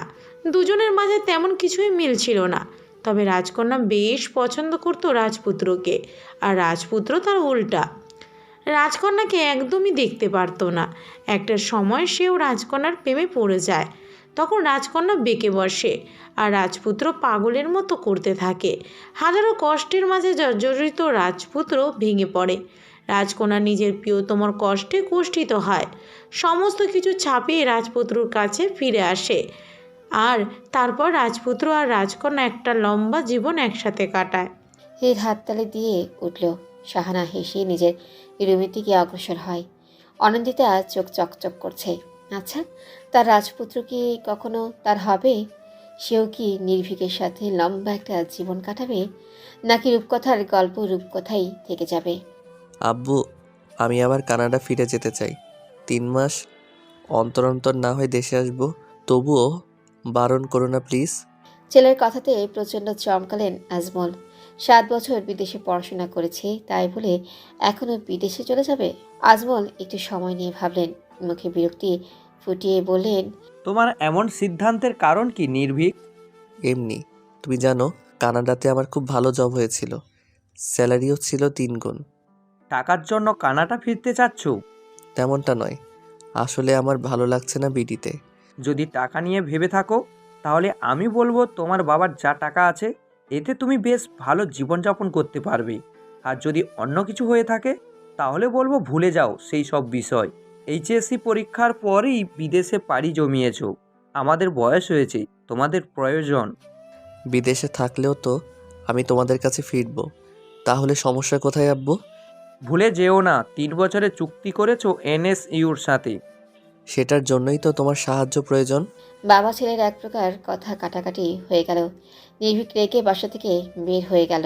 চাওড়া থেকে আশেপাশে খুঁজলেন, কে জেনে দেখতে পেয়ে সেদিকেই পা বাড়ালেন। চারু, বলো। তোমার ছেলে কি কাউকে পছন্দ করে? কার কথা বলছো? নির্ভীকের কথা বলছি, কানাডা ব্যাক করতে চাচ্ছে। চারুলতা ভীষণ অবাক হলেন। একটু ভেবে বললেন, ছাড়ো তো ওর কথা, ছেলে মানুষ, খামখেয়ালি হলে যা হয় আর কি। আজমলও আর কথা বাড়ালেন না। চারুলতার থেকে চা নিয়ে লাইব্রেরির দিকে পা বাড়ালেন। বহুদিন হলো বই পড়া হয় না। মনটা অশান্ত, বইয়ের সাথে ডুবে যেতে হবে। একের পর এক কলেই বিরক্ত হলো নির্ভীক। চারুলতা ফোন করেই যাচ্ছে। রাত প্রায় 1:30টার কাছাকাছি, অথচ নির্ভীক বাসায় নেই। অনিন্দিতার পরিবার সহ আরও কিছু মানুষ জড়ো হয়েছে। অনিন্দিতা ঘুমিয়েছিল। নির্ভীক বাসায় নেই কথাটা শুনে লাফিয়ে উঠে পড়েছে। বারবার বাইরের দিকে তাকিয়েই যাচ্ছে। নির্ভীক আসছে না, ছেলের কোনো বিপদ হলো নাকি সেটা ভাবতেই হাত পা অবশ হয়ে যাচ্ছে। হৃৎপিণ্ড যেন মুখ চিরে বের হতে চায়। দম বন্ধ করা অবস্থা, কিন্তু কোনো এক শক্ত বলের কারণে ব্যাঘাত ঘটছে। চারুলতা কান্না জুড়ে দিয়েছে। রাত 2টো বাজতে চলেছে। নিহাল দীর্ঘশ্বাস ফেলেই নির্ভীককে খুঁজতে বের হবে তখনই গাড়ির হর্ন বেজে উঠল। সবাই সেদিকে ছুটে গেলেও অনিন্দিতা গেল না। ওর দৃঢ় বিশ্বাস ওকে দেখলে আবারও রাগ করবে নির্ভীক। তাই পিলারে পাশ ঘেঁষে দাঁড়িয়ে রইল। মিনিট পাঁচেক পর সবাই চলে আসলো। নির্ভীককে দেখতে পেল না। মনের ভেতর যেন ঝড় তুলেছে। সবাই ভেতরে চলে গেলেও অনিন্দিতা গেল না, ছুটে গেল বাহিরের দিকে। অসাবধানতার কারণে দুম করে মাথায় বাড়ি খেল। তখনই বাসার ভেতরে আসলো নির্ভীক। অনিন্দিতা অশ্রুসিক্ত নয়নে তাকালো। প্রাণে যেন প্রাণ ফিরে পেয়েছে। নির্ভীকের মুখে চরম বিরক্তি বহিঃপ্রকাশ। তাতেও যেন মেয়েটার শান্তি। তীব্র গরমে তেজক রশ্মি যেন চূর্ণ বিচূর্ণ করে দিবে ভেতরটা। তারই মাঝে হেঁটে চলেছে অনিন্দিতা। বাঁ হাতে কপালে বেয়ে পড়া ঘামটুকু মুছে নিচ্ছে। মুহূর্তেই ঠান্ডা পানি গ্লাসের গায়ে জমে থাকা জলীয় বাষ্পের মতো আবারও ঘাম নেমেই যাচ্ছে। তপ্ত রোদ্দুরের রাসলীলা চলছে বেশ কয়েকদিন। সারাদিনের কর্মব্যস্ততা কাটিয়ে সূর্যের মুখ লুকানোর কথা থাকলেও সূর্য তার বিপরীত দিকেই চলেছে। ব্যবসা কর্মে প্রাণ যেন বেরিয়ে আসবে। গনগনে সূর্য তার তেজস্বী ভাব দেখাতে ব্যস্ত। ঠিক তখনই চোখ যায় পাশে থাকা আইসক্রিম পার্লারে। মরুভূমিতে যেন এক ফোঁটা পানির আভাস মিলেছে। হুড়মুড়িয়ে ঢুকে যায় অনন্দিতা। এসির শীতল বাতাসে প্রাণ যেন সতেজ হয়ে ওঠে। একটু করে হাসে মেয়েটা। আইসক্রিম ফ্রিজের দিকে চকচকে চোখে তাকিয়ে থাকে। কোনটা নিবে ভেবেই পায় না সে। এটা তার সহজাত অভ্যাস। Miss may, I help you? Anindita ভ্রু কুঁচকে তাকায়। ডেনিম জ্যাকেট পরিহিত ফর্সা ছেলেটাকে বেশ ভালোই লাগছে। যে কারো নজর কাড়ার শক্তি রয়েছে তার, কিন্তু সে রূপে অনিন্দিতার মন গলে না। ছেলেটা তার দিকে মোহদৃষ্টি দিয়ে আছে। অনিন্দিতা কোনো কথাই বলল না। ছেলেটা যেন লজ্জা পায়। ফ্রিজ থেকে আইসক্রিম তুলে নিয়ে পাশে থাকা টেবিলেই বসে পড়ে। অনিন্দিতা দ্বিধাদ্বন্দ্ব কাটিয়ে কুলফি তুলে নেয়। প্যাকেট খুলে এক বাইট দিবে কি দিবে না, তখনই চোখ যায় অদূরে বসে থাকা নির্ভীকের দিকে। চকচকে চোখে তাকায়, তবে পাশে থাকা মেয়েটাকে লক্ষ্য করে না সে। নির্ভীক এদিকেই এগিয়ে আসে। বিস্ময়ে হতবাক হয়ে ভুলে যায় লুকানোর কথায়। কারো ডাকে নির্ভীক পিছন ফিরে তাকায়। তখনই অনিন্দিতার মাথা চওড়াও করে আসে। দ্রুত পিলারের পেছনে লুকিয়ে পড়ে। নির্ভীকের বয়সী এক সুন্দর ভামিনী দেখে কপালে ভাঁজ পড়ে যায়। তার সাথে হেসে হেসে কথা বলছে নির্ভীক। হাতের আইসক্রিমটা পড়ে যায় রোজের সাথে নির্ভীকের হালকা আলিঙ্গন দেখে। চোখ ছলছল করে ওঠে। তখনই ডাক পড়ে ডেনিম জ্যাকেট পরা সেই ছেলেটির। হে মিস, আইসক্রিম খেতে এসে আইসক্রিম গলিয়ে যাচ্ছ কেন? হকচকিয়ে ওঠে মেয়েটা। সেটা ভ্রুযুগল কেমন কুচকে আছে। পাকা ঢোকিলে নেয়। কেন যেন গলা থেকে বুড়ি ফুটছে না। হে, কোথায় হারিয়ে গেছো? জি। আইসক্রিম তো গলে পানি হয়ে গেছে, ফেলো ওটা। অনিন্দিতা আর সম্মতির প্রয়োজন মনে করে না। হাত থেকে নিয়ে আইসক্রিমটা ফেলে দেয়। বক্স আইসক্রিম তুলে দেয় হাতে। অনিন্দিতা সেদিকে ধ্যান নেই। তার চোখ দুটো নির্ভীক আর রোজের দিকে ছলছল নয়নে তাকিয়ে আছে। এই যে মিস। হকচকিয়ে ওঠে অনিন্দিতা। ছেলেটা হাত বাড়িয়ে বলে, আসিম মাহাতাব। মাহতাব নাম শুনে শরীর ঝাঁকুনি দিয়ে ওঠে। নির্ভীকের দিকে এক পলক তাকায়। নির্ভীক নেই। তবে কি চোখের ব্যায়াম হয়েছে তার? হঠাৎ আইসক্রিমটা হাত থেকে পড়ে যায়, ছিটকে পড়ে অসীমের শরীরে। ছেলেটা বোধ হয় সামান্য বিব্রত হয়। কিছু মানুষ তাদের দিকেই তাকিয়ে আছে। অসীম গলা উঠিয়ে ডাকে, ওয়েটার, ইয়েস স্যার। কিছু টিস্যু দিয়ে যান, আর এটা কাউকে দিয়ে ক্লিক করুন। মাথা ঝাঁকিয়ে ওয়েটার চলে যায়। টিস্যু দিতে মুছে নেয় শার্ট। এতক্ষণ পর বিষয়টা খেয়াল হয় অনিন্দিতার। চক্ষু লজ্জায় পড়ে যায়। ভদ্রতার খাতিরে টিস্যু নিয়ে অসীমের শার্টের হাতাটুকু মুছে দেয়।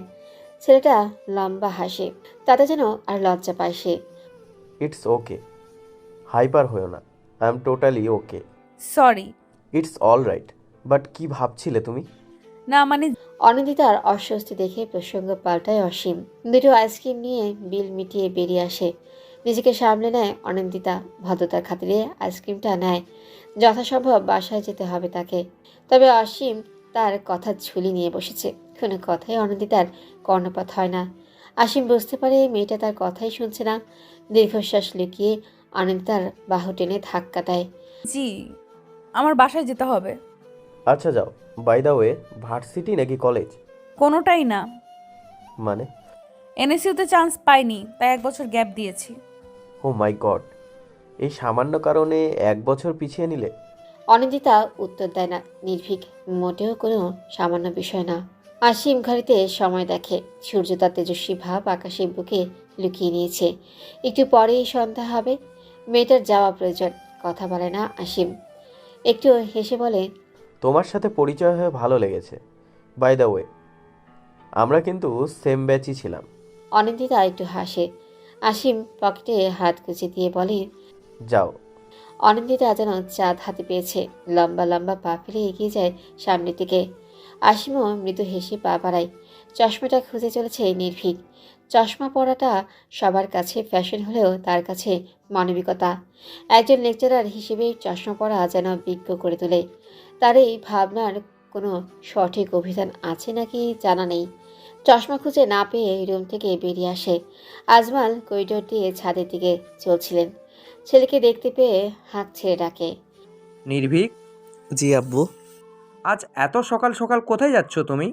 ভার্সিটিতে। সকাল 7টা বাজে এখন। 2 দিন পর ফার্স্ট ইয়ারের অ্যাডমিশন টেস্ট আছে, তাই সবাইকে একটু আর্লি যেতে হচ্ছে। ও আচ্ছা, উনিও তো এবার অ্যাডমিশন টেস্ট দিবে। নির্ভীক উত্তর দেয় না। অনিন্দিতার বিষয়ে যেন তার কোনো আগ্রহই নেই। আজমল একটু থামে। নির্ভীক উল্টো পথে হাঁটা লাগায়। আজমল পিছু ডাকে, যাতে নির্ভীক বিরক্ত হয়। পিছু ডাক তার পছন্দ নয়, তবুও ফিরে আসে বিনয়ের সাথে বলে, কিছু বলবে আব্বু? ভাবছিলাম অনির অ্যাডমিশন টেস্টটা দিতে তুমিও সাথে গেলে মন্দ হয় না। আব্বু আমি সমস্যা কোথায়? তোমারই তো ভার্সিটি। জানোই তো, অ্যাডমিশন টেস্টে ভার্সিটির ভেতরে ফর্মালিটি নট অ্যালাউ। এতে আমি কি করে সাহায্য করব আব্বু? পরীক্ষা তো আমি দিব না, নিজে নিজেই দিতে হবে। সেটা বলছি না, এত মানুষের মাঝে মেয়েটা অস্বস্তি বোধ করবে। তুমি ওকে সিট খুঁজে দিতে সাহায্য করবে, আর এক্সাম শুরু হওয়া অবধি সাহস দিবি। আব্বু সমস্যা কোথায় এতে? সাহস দিয়ে সাহায্য করতে বলেছি, অর্থনৈতিক কোনো কাজ নয় এটা। নির্ভীক কথা বাড়ায় না। বিরক্তি ঠেলে সম্মতি জানায়। নিচে আসতে চারুলতা খাবার হাতে ছুটে আসেন। নির্ভীক প্রথমে নাকচ করে দেয়। যেইভাবে নাস্তার টেবিলে বসবে অমনি চোখ যায় ডাইনিংয়ে থাকা অনিন্দিতার দিকে। এবার সে পণ করে পৃথিবী উল্টে গেলেও সে নাস্তা খাবে না। অনিন্দিতা তার দিকেই তাকিয়ে আছে। এদিকে চারুলতা নাছরবান্দা। অনিন্দিতা বুঝতে পারে নির্ভীক তার জন্যই এমন করছে। আলগোছে চলে যায় সে। যাওয়ার পূর্বে এক পলক তাকায়। চারুলতা ছুটে আসে অনিন্দিতার দিকে। অনিন্দিতা মাথা ব্যথার অজুহাত দেয়। নিহাল ভ্রু কুঁচকে বলে ওঠে, এখনই তো হেসে খেলে কথা বলছিলে অনি, মাথা ব্যথা কখন হলো? মাথা ব্যথা কি সময় নিয়ে আসে নিহাল ভাই? সেটাও ঠিক। আচ্ছা যাও তাহলে রেস্ট নাও। চারুলতা অনিন্দিতার মাথায় হাত বুলিয়ে দেয়। অনিন্দিতা একটু হাসে। চারুলতাকে জড়িয়ে ধরে দ্রুত স্থান ত্যাগ করে। নিহাল দীর্ঘশ্বাস ফেলে নির্ভীকের উদ্দেশ্যে বলে, কোথাও যাচ্ছিস নির্ভীক? ভার্সিটিতে কাজ পড়েছে। তুই এত সকালে নাস্তা করছিস যে? অফিসের কাজে সিলেট যেতে হচ্ছে।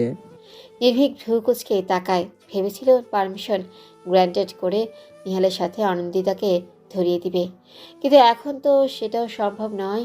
তবুও বলে, খুব বেশি দরকারি? হ্যাঁ। ভার্সিটি থেকে তোকে এক্সাম গার্ড হিসেবে লেটার দিয়েছিল যে? নিহাল পরপর দীর্ঘশ্বাস ফেলে। পরোটা ছিঁড়ে মুখে পুরে নেয়। ক্যান্সেল করে দিয়েছি, অফিসের কাজে ব্যাঘাত ঘটেছে।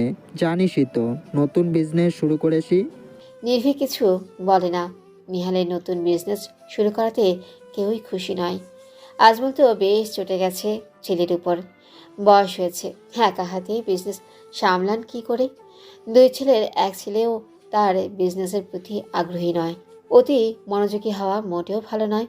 চারপাশে কি ঘটে যায় তার কোনো খেয়ালই থাকে না। যেমনটা একটু আগেই ঘটে গেল। তুমুল ঝনঝন শব্দ তুলে কাচের গ্লাসগুলো ভেঙে গেল, যার সম্পূর্ণ দায় ভার এসেছে হীরের উপর। বেচারি ফোনে মনোযোগী ছিল। চেয়ার টেনে বসতে গিয়ে টেবিলে থাকা গ্লাসের সেটটা ভেঙে ফেলেছে। শাহানা প্রচণ্ড রেগে গেলেন। হাতের কাছে কিছু পেলে আজকে আর রক্ষে থাকতো না। হীর পালিয়ে আসলো অনিন্দিতার কাছে। ভেবেছিল গ্লাস ভাঙার অপরাধে অনিন্দিতা তাকে দুটো কথা শোনাবে, অথচ তার কিছুই ঘটল না। ভেঙে যাওয়া গ্লাসের শব্দ মেয়েটার কানে পৌঁছায়নি। সে ক্যালকুলেটর নিয়ে হিসেব নিকেশ করছে। হে লম্বা করে বেডে শুয়ে পড়ল। প্রচণ্ড বিরক্তি নিয়ে কাঠ গলায় অনন্দিতা বলল, কোনো কাজ নেই? পড়ার সময় ভেজাল করতেছিস কেন? আজব, আমি কি করেছি? তোমার ইচ্ছে হয়েছে তুমি পড়েছো, আমার ইচ্ছে হয়েছে আমি শুনেছি। অনন্দিতা কথা বাড়ল না, গভীর মনোযোগে অঙ্ক কষতে লাগলো। তবে ব্যাঘাত ঘটল কলিং বেলের শব্দে। তার উপর শাহানা চেঁচাচ্ছেন। খাতায় মনোযোগ রেখে অনন্দিতা বলল, হির, তাড়াতাড়ি দরজা খুলে দিয়ে আয়। আমি যাব না। কি ধরনের কথা এটা? আমি পড়ছি, দেখছিস না? আমি শুয়ে আছি, দেখতে পাওনি? অতি পড়াশোনা করে চোখ খেয়ে ফেললে নাকি? রাগে উঠে গেল মেয়েটা। হাতে স্কেলটা ধুম করে টেবিলে রাখলো। হির ভয় পেয়ে গেলেও নড়ল না। শাহানার কর্কশ কণ্ঠে মাথা ধরে গেছে। মাথায় মালিশ করতে করতে দরজার কাছে এগিয়ে গেল। দরজা খুলতেই মুখ হা হয়ে গেল। অন্যদিকে ঘুরেই নির্ভীক ফোন ঘাটছে। ছেলেটার পেছনের অবয়ব অনন্দিতার বুকে এসে আটকে গেল। মানুষটার প্রতি এত আকর্ষণ কেন? এই কেমন মরণ ব্যাধি? মিনিটখানেক পর নির্ভীক তাকালো। অনন্দিতাকে আশা করেনি সে। বিষাদে ভরে উঠল তার মুখ। অনন্দিতার সেদিকে খেয়াল নেই। মেয়েটা নির্ভীকের দিকে পলকহীন তাকিয়ে দরজায় এমনভাবে দাঁড়িয়ে আছে যে কেউ পাশ কাটাতেও পারবে না। উপায় না পেয়ে বলল, সাইড হয়ে দাঁড়ান অনিন্দিতা। নির্ভীকের কণ্ঠে চমকে যায় মেয়েটা। অপ্রস্তুত হেসে সাইড হয়ে দাঁড়ায়। নির্ভীক স্বস্তির নিঃশ্বাস ফেলে এগোয়। শাহানার সাথে কোনো এক বিষয়ে আলাপ করছে নির্ভীক। শাহানা প্রচণ্ড খুশি। আরশাদ বাসায় নেই। বাসা থেকে কয়েক কিলোমিটারের পথ এনএসইউ। জ্যামের কারণে ঘণ্টাখানেক সময় লাগে। কিছুদিন যাবৎ ঠান্ডা লেগে যা তা কাণ্ড। নিঃশ্বাস নিতেও অসুবিধা হয়। চারুলতা তাকে বলেছিল বিষয়টা, তবু নির্ভীককে পাঠিয়েছে আবার। একগাল হাসলেন শাহানা। নির্ভীকের মাথায় হাত বুলিয়ে বললেন, বাঁচালে আমায়। জানোই তো আমার শ্বাসকষ্ট রয়েছে, তার উপর কয়েকদিন ধরে কড়া ঠান্ডা লেগেছে। সমস্যা নেই আন্টি, আমি অনিন্দিতাকে নিয়ে যাব। আপনি সাথে থাকলে ভালো হতো, তবে সমস্যা নেই। কথাটা খুব সুন্দর করে বললেও ভেতরে তিক্ত হয়ে আছে। কোনোভাবেই সে অনন্দিতাকে সাথে নিতে চাচ্ছিল না। তাই ভেবেছিল শাহানাকে কোনো কিছু বুঝিয়ে ম্যানেজ করবে। তবে পুরোটা ঘেটে ঘ হয়ে গেল। এখন তো শাহানাও যেতে চাচ্ছে না। কথায় আছে, হাতি বিপদে পড়লে পিঁপড়েতেও লাথি মারে। নির্ভীকের অবস্থা তদ্রুপ। প্রচণ্ড তিক্ত মেজাজে বেরিয়ে আসলো। সমস্ত কথায় আড়াল থেকে শুনেছে অনন্দিতা। মন যেন অতলে হারিয়েছে, সুখ যেন হাতের কাছে। কতটা সময় নির্ভীককে দেখতে পাবে ও? ইস, জ্যামটা যেন খুব বেশি হয়। সময় যত দীর্ঘ হবে নির্ভীককে ও তত বেশি সময় দেখা যাবে। দ্রুত রেডি হয়ে নেয় অনন্দিতা। নির্ভীক সময়ের অপচয় একদমই পছন্দ করে না। পরীক্ষার প্রিপারেশন বেশ ভালো। ভালোই চান্সটা পেয়ে গেলেই হয়। দোয়া পড়ে বেরিয়ে যায় মেয়েটা। নির্ভীকদের বাসার কলিং বেল চাপার আগেই দরজা খুলে যায়। শুভ্র সাদা শার্টে নির্ভীককে আইসক্রিমের মতোই লাগছে। ছেলেটার গালের খোঁচা খোঁচা দাড়িতে হাত বোলাতে ইচ্ছে হলো। অনন্দিতা তার ইচ্ছে দমাতে পারল না। ফট করে নির্ভীকের গাল ছুঁয়ে দিল। প্রচণ্ড পরিমাণে ঝটকা খেল নির্ভীক। পরীক্ষার দিন হওয়াতে তেমন কিছুই বলল না। অনন্দিতা বেশ অবাক হলো। নির্ভীক তাকে ফেলে হাঁটতে লাগলো। অনন্দিতা ভাবলো ছেলেটা তার প্রতি একটু মায়া পড়েছে। একটা কথা বলবো? আপনার সাহস আলোর থেকেও অধিক হারে বেড়ে গেছে অনিন্দিতা। নিজেকে সংযত করবেন। ভার্সিটিতে কোনো ভেজাল চাই না আমি। নির্ভীক ভাইয়া, পড়াশোনা নিয়ে কিছু বলার থাকলে বলুন। অযথা কথা বলা আমার পছন্দ নয়। অনন্দিতা দমে গেল, যেন কেউ বুকে তীর ছুড়ে দিয়েছে। প্রতিনিয়ত সে স্থান থেকে রক্তক্ষরণ ঘটে। আর সন্তর্পণে পাষাণের মতো নির্ভীক তা উপেক্ষা করে। নেত্রপল্লবে পানি জমেছে। বা হাতে তা মুছে নিল। গাড়িতে উঠে বসেছে নির্ভীক। অনন্দিতা সেদিকে খেয়াল করেনি। বারবার হর্ন বাজাতে বাজাতে বিরক্ত হলো। পরিশেষে ধমকের সুরে বলল, অনিন্দিতা। নির্ভীকের কঠিন কণ্ঠে ভরকে গেল মেয়েটা। সহসা নির্ভীক এমন ধমক দেয় না। কঠিন কথা বললেও কণ্ঠ শান্ত রাখে। অকস্মাৎ নির্ভীক বেরিয়ে আসে। অনন্দিতা মুখোমুখি হয়ে দাঁড়ায়। দু চারটে কড়া কথা শোনাবি, তখনই ফোনটা বেজে ওঠে। প্রচণ্ড রকমের বিরক্ত হয়, তবে স্ক্রিনে থাকা নামটা দেখে হেসে ফেলে। অকস্মাৎ তেমন পরিবর্তনে হতবাক হয়ে যায় অনন্দিতা। কথা শোনার চেষ্টা চালালে ও শুনতেও পায় না। তবে ফোনের অপর পাশের ব্যক্তিটি যে নির্ভীকের খুব প্রিয়, তার মুখের ভঙ্গিমা দেখেই বোঝা যাচ্ছে। অনিন্দিতা আশাহত হলো। হঠাৎ করে মাথায় চওড়া হয়ে উঠল সেই মেয়েটার কথা, যাকে আলিঙ্গন করেছিল নির্ভীক।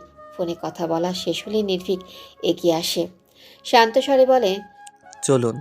অনিন্দিতা উত্তর দেয় না। ডোর খুলে গাড়িতে উঠে বসে। এনএসইউর ভার্সিটির পরীক্ষা হলের কাছে এসে গাড়ি পার্ক করে। উপদেশ দেওয়ার বিন্দুমাত্র ইচ্ছে নেই, তবুও দিতে হবে। আজমাল বারবার করে বলে দিয়েছে সাহস দিতে। নির্ভীক সেদিকে পাত্তাই দিল না, শুধু বলল, যে কোনো সমস্যা হলে গার্ডকে প্রশ্ন করবেন। যেহেতু আপনি শপথ নিয়েই ফেলেছেন, তাই ভালো করে পরীক্ষা দিন। আশা করি এবার চান্স না পেলে পাগলামি করবেন না। অনিন্দিতা ফিচের হাসে। নির্ভীকের কথায় পৃষ্ঠে বলে, কিছু সময় পাগলামি করতেই হয়, যাকে ছ্যাঁচড়ামিও বলা চলে। ঘন্টা বেজে ওঠে। ছুটে যায় অনিন্দিতা। নির্ভীক তাজ্জব বনে গেছে। সে বুঝতে পারে না এইটুকু মেয়ের এত তেজ কি করে। দীর্ঘশ্বাসে ভরে ওঠে চারপাশ। শান্তির জন্য হলেও রোজকে কল করা দরকার। পরীক্ষাটা খুব ভালো হয়েছে অনিন্দিতার। ফুল মার্ক না পেলেও 90% নাম্বার থাকবেই। 80% মার্ক হলেই চান্স পাওয়া যাবে। কোনো আড়ষ্টতা ছাড়াই পরীক্ষা দিয়েছে সে। যদিও দুটো মেয়ে তাকে গ্যাপ দেওয়া নিয়ে উত্ত্যক্ত করেছে, সেদিকে পাত্তা দেয়নি। নির্ভীক তার কাছে সব থেকে বড় ট্রফি, যা পাওয়ার জন্য 1 বছর গ্যাপ নিতান্তই তুচ্ছ। ভার্সিটির সুন্দরী ম্যাডাম মেহেরিমার সাথে কথা বলছে নির্ভীক। দুজনের বয়সের পার্থক্য তেমন নেই। মেহেরিমা এনএসইউতেই পড়াশোনা করেছে, ভাগ্যক্রমে লেকচারারও হয়ে গেছে। সব থেকে মজার বিষয়, ভার্সিটির বাচ্চা ছেলেরাও ওকে প্রেমপত্র পাঠায়। কেউ বা শখের বসে, কেউ বা সিরিয়াস মোডে। প্রতিটা প্রেমপত্রই তীক্ষ্ণ বুদ্ধি দিয়ে প্রত্যাখ্যান করে সে। নির্ভীক, তুমি কিন্তু ভারী মজার মানুষ। তেমন কিছু না, তবে হাসতে ভালোবাসি। জীবন তো হেসে খেলেই যায়, তাই না?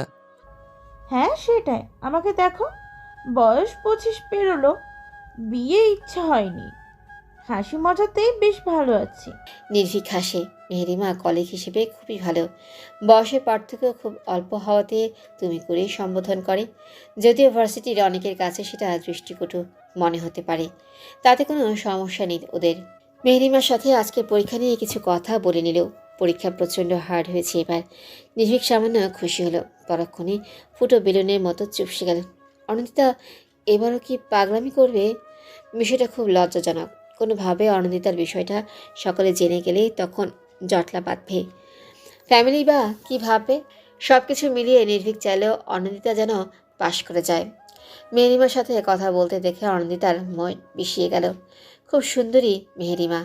গতবারও দেখেছিল, কখনো তার সাথে কথা হয়ে ওঠেনি, তবে শুনেছি বেশ রসিকতা জানে মেয়েটা।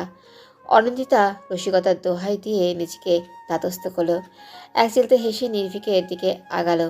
মাত্রই মেহেরিমাকে বিদায় জানিয়েছে, ঠিক তখনই অনিন্দিতার আগমন যেন চোখের বিষ হয়ে উঠল।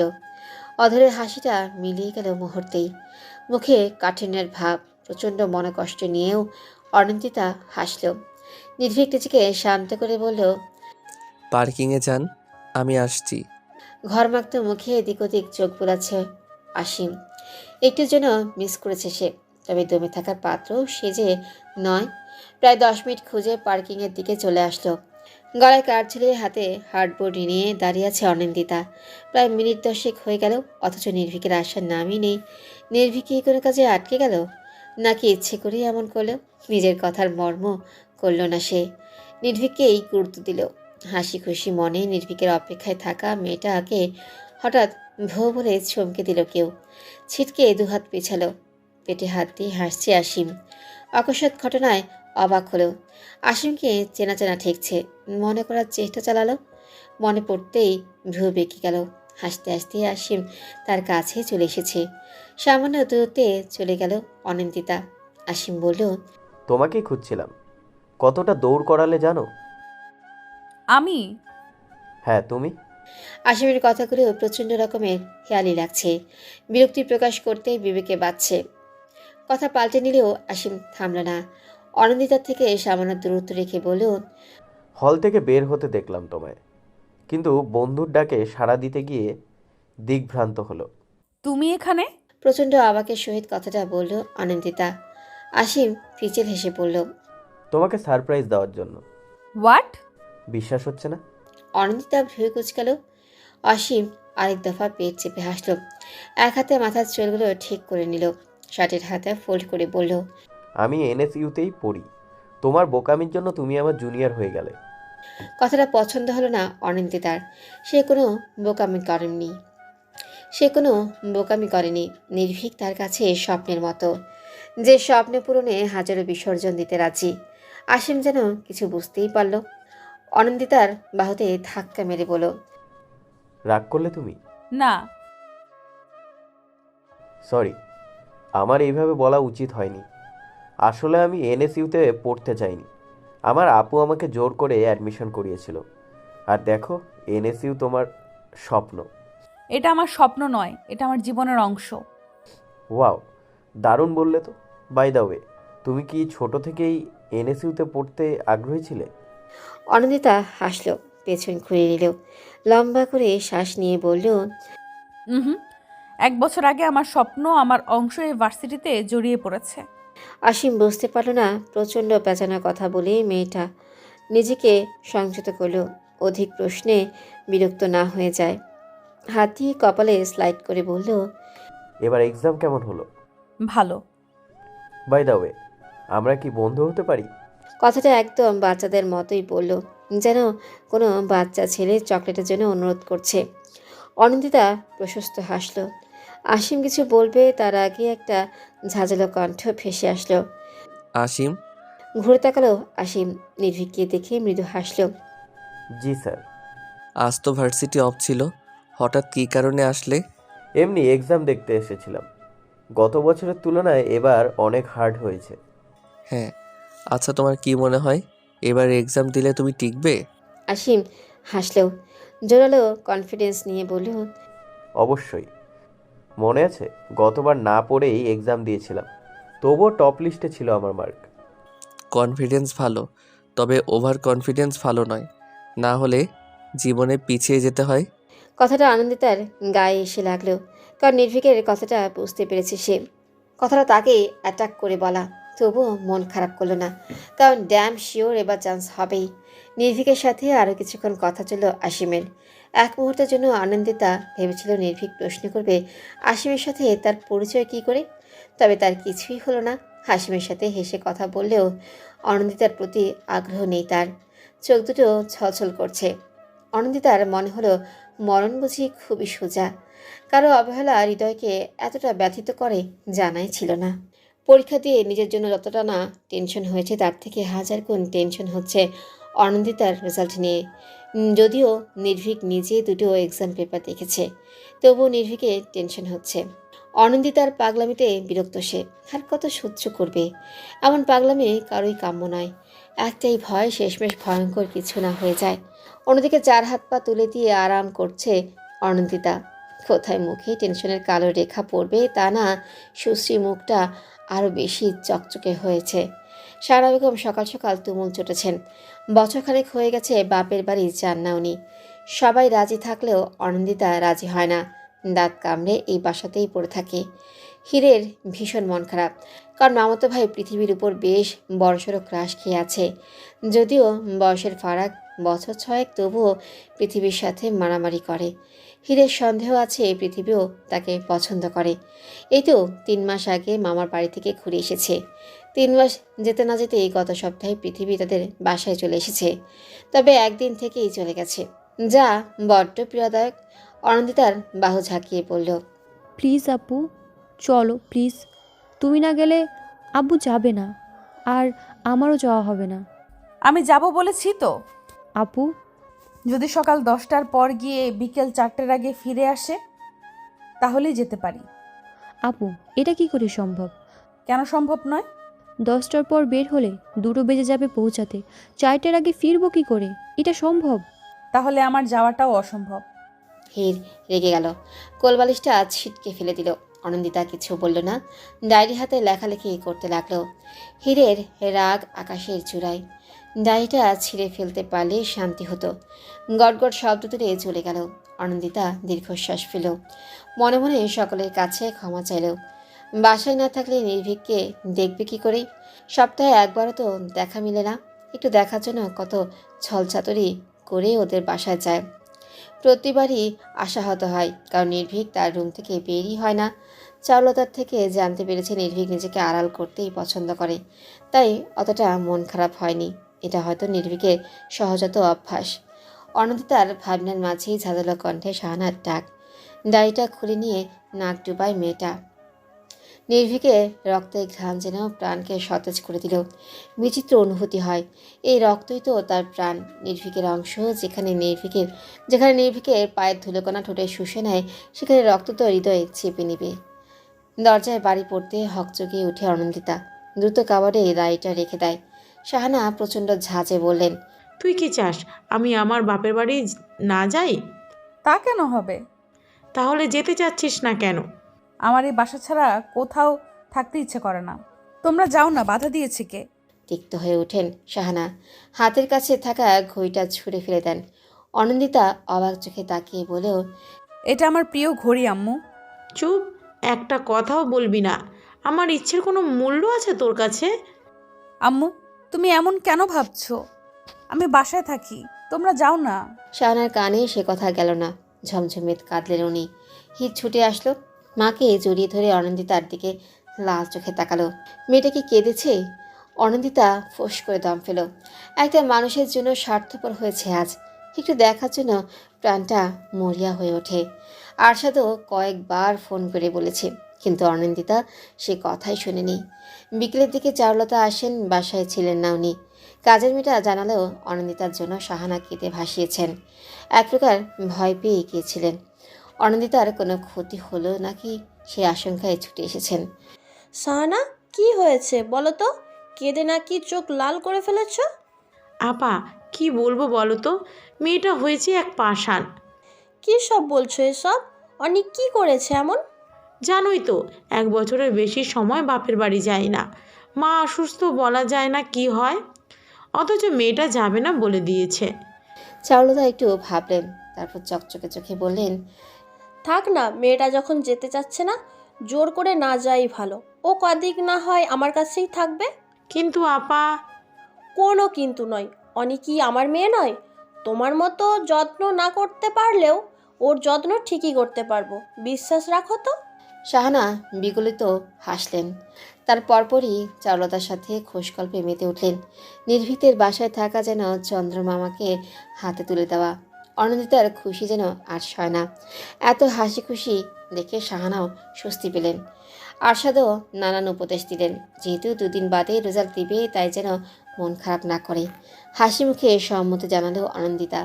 শাহানা মেয়ের মাথায় চুমু খেয়ে নিলেন, বাহুতে হাত রেখে বললেন, একদম মন খারাপ করবি না, তুই তো চেষ্টা করছিসই। আল্লাহ চাইলে নিশ্চয়ই চান্স হবে। দোয়া করো আম্মু। আর আমি খুব সরি। শাহানা সহ সবাই হেসে ফেলল। অনন্দিতার চোখ ভরে উঠেছে, কেন যেন খুব কষ্ট হচ্ছে। হঠাৎ করে শাহানাকে জড়িয়ে ধরে কেঁদে ওঠে। হির ফিচেল হাসিতে মাতে। অনন্দিতার দিকে টিস্যু এগিয়ে দেয়, তাতে নাক ফুলিয়ে নেয় মেয়েটা। নিহাল ভারী অদ্ভুতভাবে সব দেখছে। এখানে শোক পালন হচ্ছে নাকি আনন্দ যাপন বুঝতেই পারল না। পরিশেষে বলেই ফেলল, এভাবে অর্ধেক হাসি অর্ধেক কান্নার কোনো স্পেশাল মিনিং আছে কি? অনন্দিতা নাক টেনে তাকায়। নির্ভীক একটু দূরে দাঁড়িয়ে আছে, সবার দিকে তাকালেও অনন্দিতার দিকে তাকায়নি। অভিমানে মুখ ফাটে, কান্না ভেজা গলায় তাকায়। এক পশলা অভিমানের ঝরা নামিয়ে বলে, আবেগ। নির্ভীকের কানে যেন কেউ বাজনা বাজিয়ে দেয়। খলবলিয়ে তাকায়, চোখাচোখি হলেও চোখ সরায় না। প্রচণ্ড আবেগ ঝরানো কণ্ঠে অনন্দিতা উচ্চারণ করে, ছেঁচড়ামি। সবাই প্রচণ্ড অবাক হয়।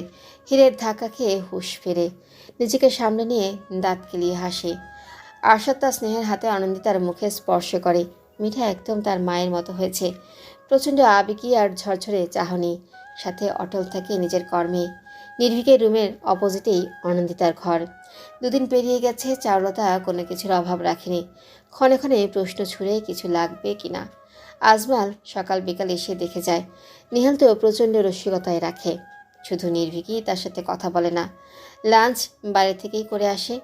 সকালে ব্যস্ততা দেখিয়ে নাস্তা না খেয়ে চলে যায়, শুধু ডিনারটাই একসাথে করে। তবে অল্প একটু খেয়েই উঠে যায়, যার ফলে ব্যথিত হয় অনিন্দিতার মন। আজ সকাল সকাল উঠেছে নির্ভীক, উদ্দেশ্য ভার্সিটিতে যাওয়া। রেজাল্ট নিয়ে প্রচণ্ড টেনশনে রয়েছে, না জানি কোন অনল হতে চলেছে। চূড়ান্ত ফলাফল দেখার সুযোগ হয়নি এখনও, ভার্সিটি গেলেই জানা যাবে। তবে সমস্যা হচ্ছে আজমালকে নিয়ে, কিছুতেই বের হতে দিচ্ছেন না উনি। ওনার মতে অনিন্দিতার সাহস প্রয়োজন। সেখানে ভার্সিটির লেকচারারই যদি সাহস দেয় তাহলে রেশ পড়বে কয়েকদিন। ভিন্ন ধাঁচের যুক্তিতে ফেসে গেছে। নিহাল কপট রাগ নিয়ে বলল, সমস্যা কি তোর? ভার্সিটি যাওয়ার জন্য এমন উত্তেলা হওয়ার কোনো বিশেষ কারণ রয়েছে? ভাইয়া দেখ, আমাকে যেতে হবে। এইভাবে বাসায় বসে থাকা উচিত কার্য নয়। উচিত বুঝিয়ে লাভ নেই। অনির অবস্থা দেখেছিস? কাল থেকে চোখ মুখ কেমন শুকিয়ে গেছে।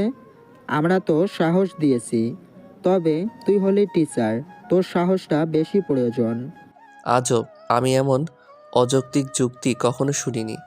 আমি বললেই তো রেজাল্ট ভালো হবে না। চারুতা ছুটে গেলেন। ছেলেটা প্রচণ্ড রকমের বিয়াদব, দেশে থাকতে চায় না, বাসাতে মন টিকে না। সন্দেহের গন্ধ খুঁজে পেলেন উনি। নির্ভীকের মুখ দেখে নিভে গেলেন। নির্ভীক কপট রাগ দেখিয়ে বলল, কয়টায় রেজাল্ট দেওয়ার কথা? 11টায়। আচ্ছা, আমি অনিকে ডেকে নিয়ে আসছি। আম্মু, সবার জন্য নাস্তা রেডি করো। কি জানি লাঞ্চটা গলা দিয়ে নামবে নাকি। আজমাল পূর্ণ সমর্থন করলেন। চারুতা চিন্তায় মনমরা করে রেখেছেন। সকলের মাঝ থেকে নির্ভীক তার বুক ভাঙা দীর্ঘশ্বাস ফেল। ভালো লাগছে না তার। অনিন্দিতার পাগলামি সত্যি আর নেওয়া যাচ্ছে না। কাঁধের ব্যাগটা ডিভাইনে থাপ করে রেখে দিল। করিডর দিয়ে ব্যালকনিতে চলে আসলো। রোজের নাম্বারটাও পাচ্ছে না। মেয়েটা কানাডায় গিয়েছে না চিনি কেমন আছে, এতক্ষণে তো পৌঁছে যাওয়ার কথা। ভাবনার মাঝে হোয়াটসঅ্যাপে টেক্সট এলো। একগাল হেসে রোজকে কল লাগালো। পুরো 18 ঘন্টা কথা হয় না, তাই না? এত হিসেবে রেখেছিস তুই? তো কি করি বলতো? তোর মতো পাগলকে সামলাতে গিয়ে আমার নাজেহাল অবস্থা। পাগলামির কথা ছাড়, ফিরছিস কবে? রিল্যাক্স নির্ভীক, মাত্র তো এলাম। মাসখানেক যাক, তারপর না হয় আসার চিন্তা করব। বিষাক্ত মন নিয়ে ফোনের স্ক্রিনে তাকালো নির্ভীক। ভার্সিটি থেকে মেল এসেছে। রোজের সাথে দ্রুত কথা শেষ করলো, আর বিডিতে দ্রুত ফিরে আসার কথা বলে নিল। লম্বা নিঃশ্বাস নিয়ে মেলটা ওপেন করলো। বুক থেকে যেন পাথর নেমে গেল। অনিন্দিতা সিলেক্ট হয়ে গেছে। যাক, এইবার আর গ্যাপ যাবে না, আর না নিজেকে দোষী মনে হবে।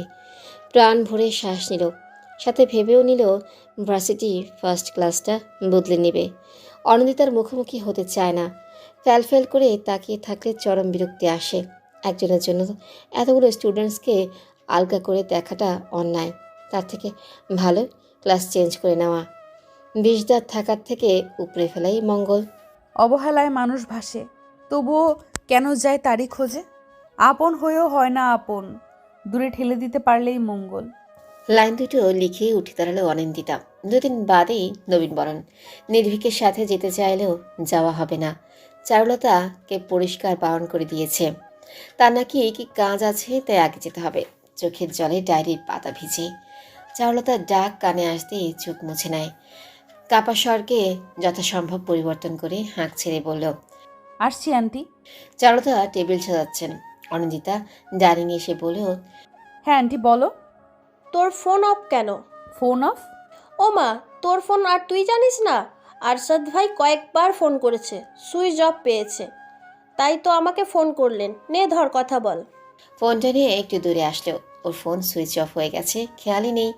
থাকবে কি করে? সারাটা দিন নির্ভীকের ঘরে উকিঝুঁকি দিতে দিতেই তো সময় পেরিয়ে যায়। এই অনি, হ্যাঁ আন্টি বলো। দাঁড়িয়ে আছিস কেন? ফোনটা কর। ফোনে নাম্বার ডায়াল করে কল লাগালো। 2 বার রিং হতেই রিসিভ হলো। কেমন আছো আব্বু? ভালো রে মা, তুই কেমন আছিস? ভালো, ভার্সিটিতে চান্স পেয়ে গেছি। শুনেছি, যা কষ্টের ফল তো পেলি। অনিন্দিতা একটু হাসলো। ফলকে আদর্শ পেয়েছে। আর সাথে সাথে গসিপ ভাঙে নির্ভীকের আগমনে। ফুলহাতা টি শার্ট পরে এদিকে আসছে, বোধহয় ডিনার করবে। অনিন্দিতা দ্রুত কথা শেষ করলো। এক প্রকার জোর করেই কল কাটলো। আম্মু ফার্স্ট খাবার দাও তো। অনি, এই অনি, একটু এদিকে আয় তো মা। চারুলতার ডাকে ছুটে যায় অনিন্দিতা। এক বোল তরকারি হাতে নিয়ে চুলায় মনোযোগ দেন চারুলতা। অনিন্দিতা শুধায়, এগুলো কি করব আন্টি? একটু কষ্ট করে সবাইকে সার্ভ করে দে মা। চুলায় ক্ষীর বসিয়েছি। অনিন্দিতা মাথা কাত করে সম্মতি জানায়। আর চোখে নির্ভীক তা দেখছিল। কেউ না থাকলে অবশ্যই উঠে যেত, এখন ওঠা সম্ভব নয়, তাই দাঁতের দাঁত চেপে বসে রইল নির্ভীক। স্থির হয়ে বসে থাকায় চকচক করে উঠল চোখ।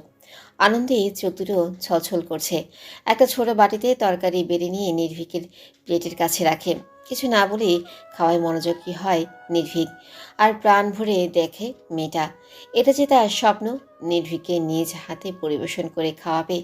এই যে ছোট ছোট ভালোবাসা শব্দ নির্ভীকের জন্য জমিয়ে রাখা। নির্ভীক কি কখনো বুঝবে না এই ভালোবাসা, নাকি কালের আবর্তনে হারিয়ে যাবে বহু থেকে বহু দূরে?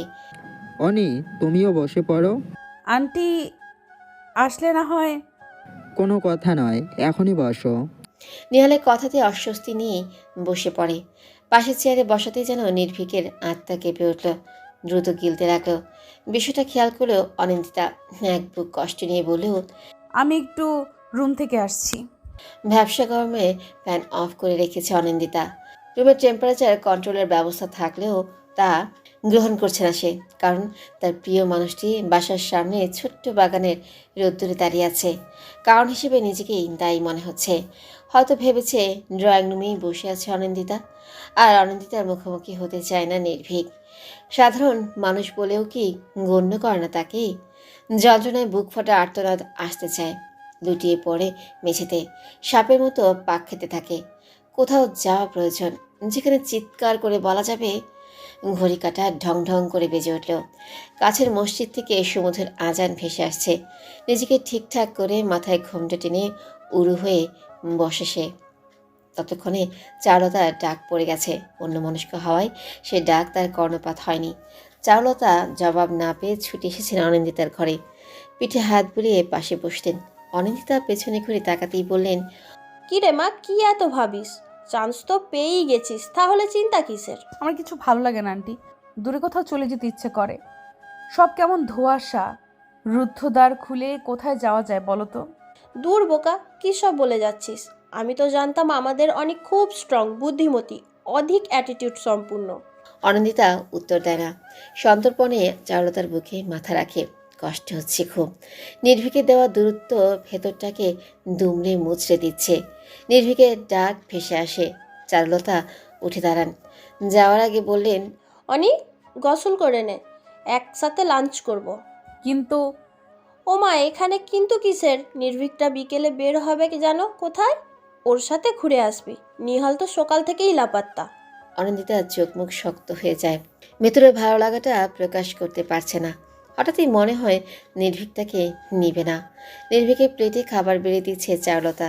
তখনই উপস্থিত হয় অনিন্দিতা। ভেজা চুল পিঠময় ছড়িয়ে আছে, মুখে নেই কোনো প্রসাধনী, যে কারো নজর কাটতে সক্ষম। চারুলতা তো বলেই ফেলেন সুন্দরী কন্যা। নির্ভীক কথার পৃষ্ঠে একবার তাকিয়েছিল, পরিশেষে মুখ ঘুরিয়ে নিয়েছে।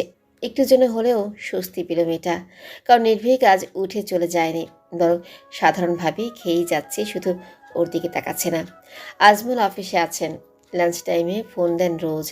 এখনও ফোন দিয়েছেন, তাই দূরে সরে গেলেন চারুলতা। নির্ভীকের দিকে বারবার তাকাচ্ছে, অথচ নির্ভীকের হেরফের নেই, তাই খাওয়ার দিকে দৃষ্টিপাত করল সে। হঠাৎ ভেসে আসলেও চিরচেনা শীতল কণ্ঠস্বর। অনিন্দিতা, এই একটি কণ্ঠ যে কারো মনে বসন্ত জাগিয়ে দিতে পারে তা বোধহয় ভাবেনি ছেলেটা। মুখে খাবার থাকায় তালুতে উঠে যায়। দ্রুত পানি এগিয়ে দেয় নির্ভীক। একটু গাঢ় কণ্ঠে বলে, এত অমনোযোগী কেন? বড়সড় দুর্ঘটনা ঘটাবেন নিশ্চিত? মাথা নিচু করে নেয় অনিন্দিতা। কান দিয়ে যেন আগুন বের হচ্ছে। হঠাৎ কেন লজ্জা লাগছে? অনিন্দিতা শুনুন। প্রচণ্ড অবাক হয়ে তুতলে যায় অনিন্দিতা। চোখ দুটো গোল আকার ধারণ করেছে। নির্ভীক একটু হাসে। এই প্রথম অনিন্দিতার মুখোমুখি হাসলেও নির্ভীক। হঠাৎ এমন পরিবর্তন অনিন্দিতার অন্তঃকরণে ব্যথা অনুভব করায়। কাপা ঠোঁটে বলে, জি। একটা কথা বলি, রাখবেন? বলুন। সতর্ক হয় নির্ভীক। একটু ঝুঁকে ফিসফিস করে বলল, আম্মু আপনাকে নিয়ে ঘুরতে যেতে বলেছে। আমি বারণ করিনি, কারণ এর ফলে আম্মু সন্দেহ করতে পারে। আপনি প্লিজ একটা অজুহাত দেখিয়ে বলবেন যাবেন না। আচ্ছা। অনিন্দিতা খুশি মনে উত্তরটা দেয়, কারণ নির্ভীক এই প্রথম তাকে এইভাবে ডেকেছে। হন্তদন্ত হয়ে আসেন চারুলতা। চোখে মুখে চিন্তার ছাপ ব্যক্ত হয়ে নির্ভীক বলে, কি হয়েছে আম্মু? চারুলতা আহমেদ, তোর আন্টির শাশুড়ি অসুস্থ, হসপিটালে অ্যাডমিট আছেন। আমাকে এখনই যেতে হবে, ফিরতে রাত হবে। অনিকে ফেলে কোথাও যাস না। আম্মু, তুমি অনিন্দিতাকে সাথে নিয়ে যাও। ওর শরীরটা ভালো নেই। নির্ভীকে বিরক্তি দেখে অনিন্দিতা মুখ খুলে আশ্বস্ত করে বলে, আন্টি আমি যেতে পারবো। প্রয়োজন নেই। হসপিটালে ফিনাইলের গন্ধে তোর সহ্য হয় না, অসুস্থ হয়ে আর এক কাণ্ড রটে যাবে। কাউকে কিছু বলার সুযোগ না দিয়ে চারুলতা বেরিয়ে যায়। পিলারে খুশি মারে নির্ভীক, কেঁপে ওঠে অনিন্দিতা। অস্ফুট স্বরে বলে, নির্ভীক ভাইয়া, আপনার সাহায্যের প্রয়োজন নেই আমার। পাগল হয়ে যাব আমি। কেন আপনি হিটদের সাথে গেলেন না? এইদিকে আমার আম্মু এক আকাশ সমান বিশ্বাস নিয়ে আপনাকে রেখেই চলে গেলেন। ড্যামিট। মাথা নিচু করে নেয় অনিন্দিতা। প্রচণ্ড ভয়ঙ্কর লাগছে নির্ভীককে। এতটা চেঁচায় না নির্ভীক। আজ তার বেশ পরিবর্তন ঘটেছে, তাই কিছু বলতেও পারছে না মেয়েটা। চেয়ারে বসে টেবিলে দুহাত রেখে মাথা ঠেকায় নির্ভীক। তপ্ত শ্বাস ফেলে অনিন্দিতা বলে, আমি আপনাকে বিশ্বাস করি নির্ভীক মাহাতাব। আপনি আমাকে পছন্দ করেন না, ঘৃণা করেন, এটাও মানি। আর আমার সুযোগ নেবেন না এটাও জানি। বিশ্বাস রাখা ভালো না। আপনি ঘরে যান, আম্মু না আসা অবধি বের হবেন না। অনিন্দিতা ঘরে যায় না। ড্রয়িং রুমের সর্বশেষ ডিভাইনে বসে থাকে, হাতে তার প্রিয় ডায়েরিটা। নির্ভীকের দিকে তাকিয়ে কতগুলো প্রেমময় সংজ্ঞা লিখে। কি জ্ঞানে চলে গেলে আম্মু? আমার কি কোনো বোন আছে বাসায়? অনিন্দিতা আর আমি পুরো ফ্ল্যাটে একা। যদি বাজে কোনো বিষয় হয়ে যায়? তুই আমার ছেলে নির্ভীক, ভরসা আছে তাই রেখে এসেছি। ভরসা আছে, আমি সেটা পালনও করব। কিন্তু লোকজন কি ভাবতে পারে বলো তো? অবিবাহিত ছেলে মেয়ে একই ফ্ল্যাটে, তার উপর যুবক যুবতী। ভাবতে পারছো আম্মু? যে কোনো কেচ্ছা রটে যেতে পারে।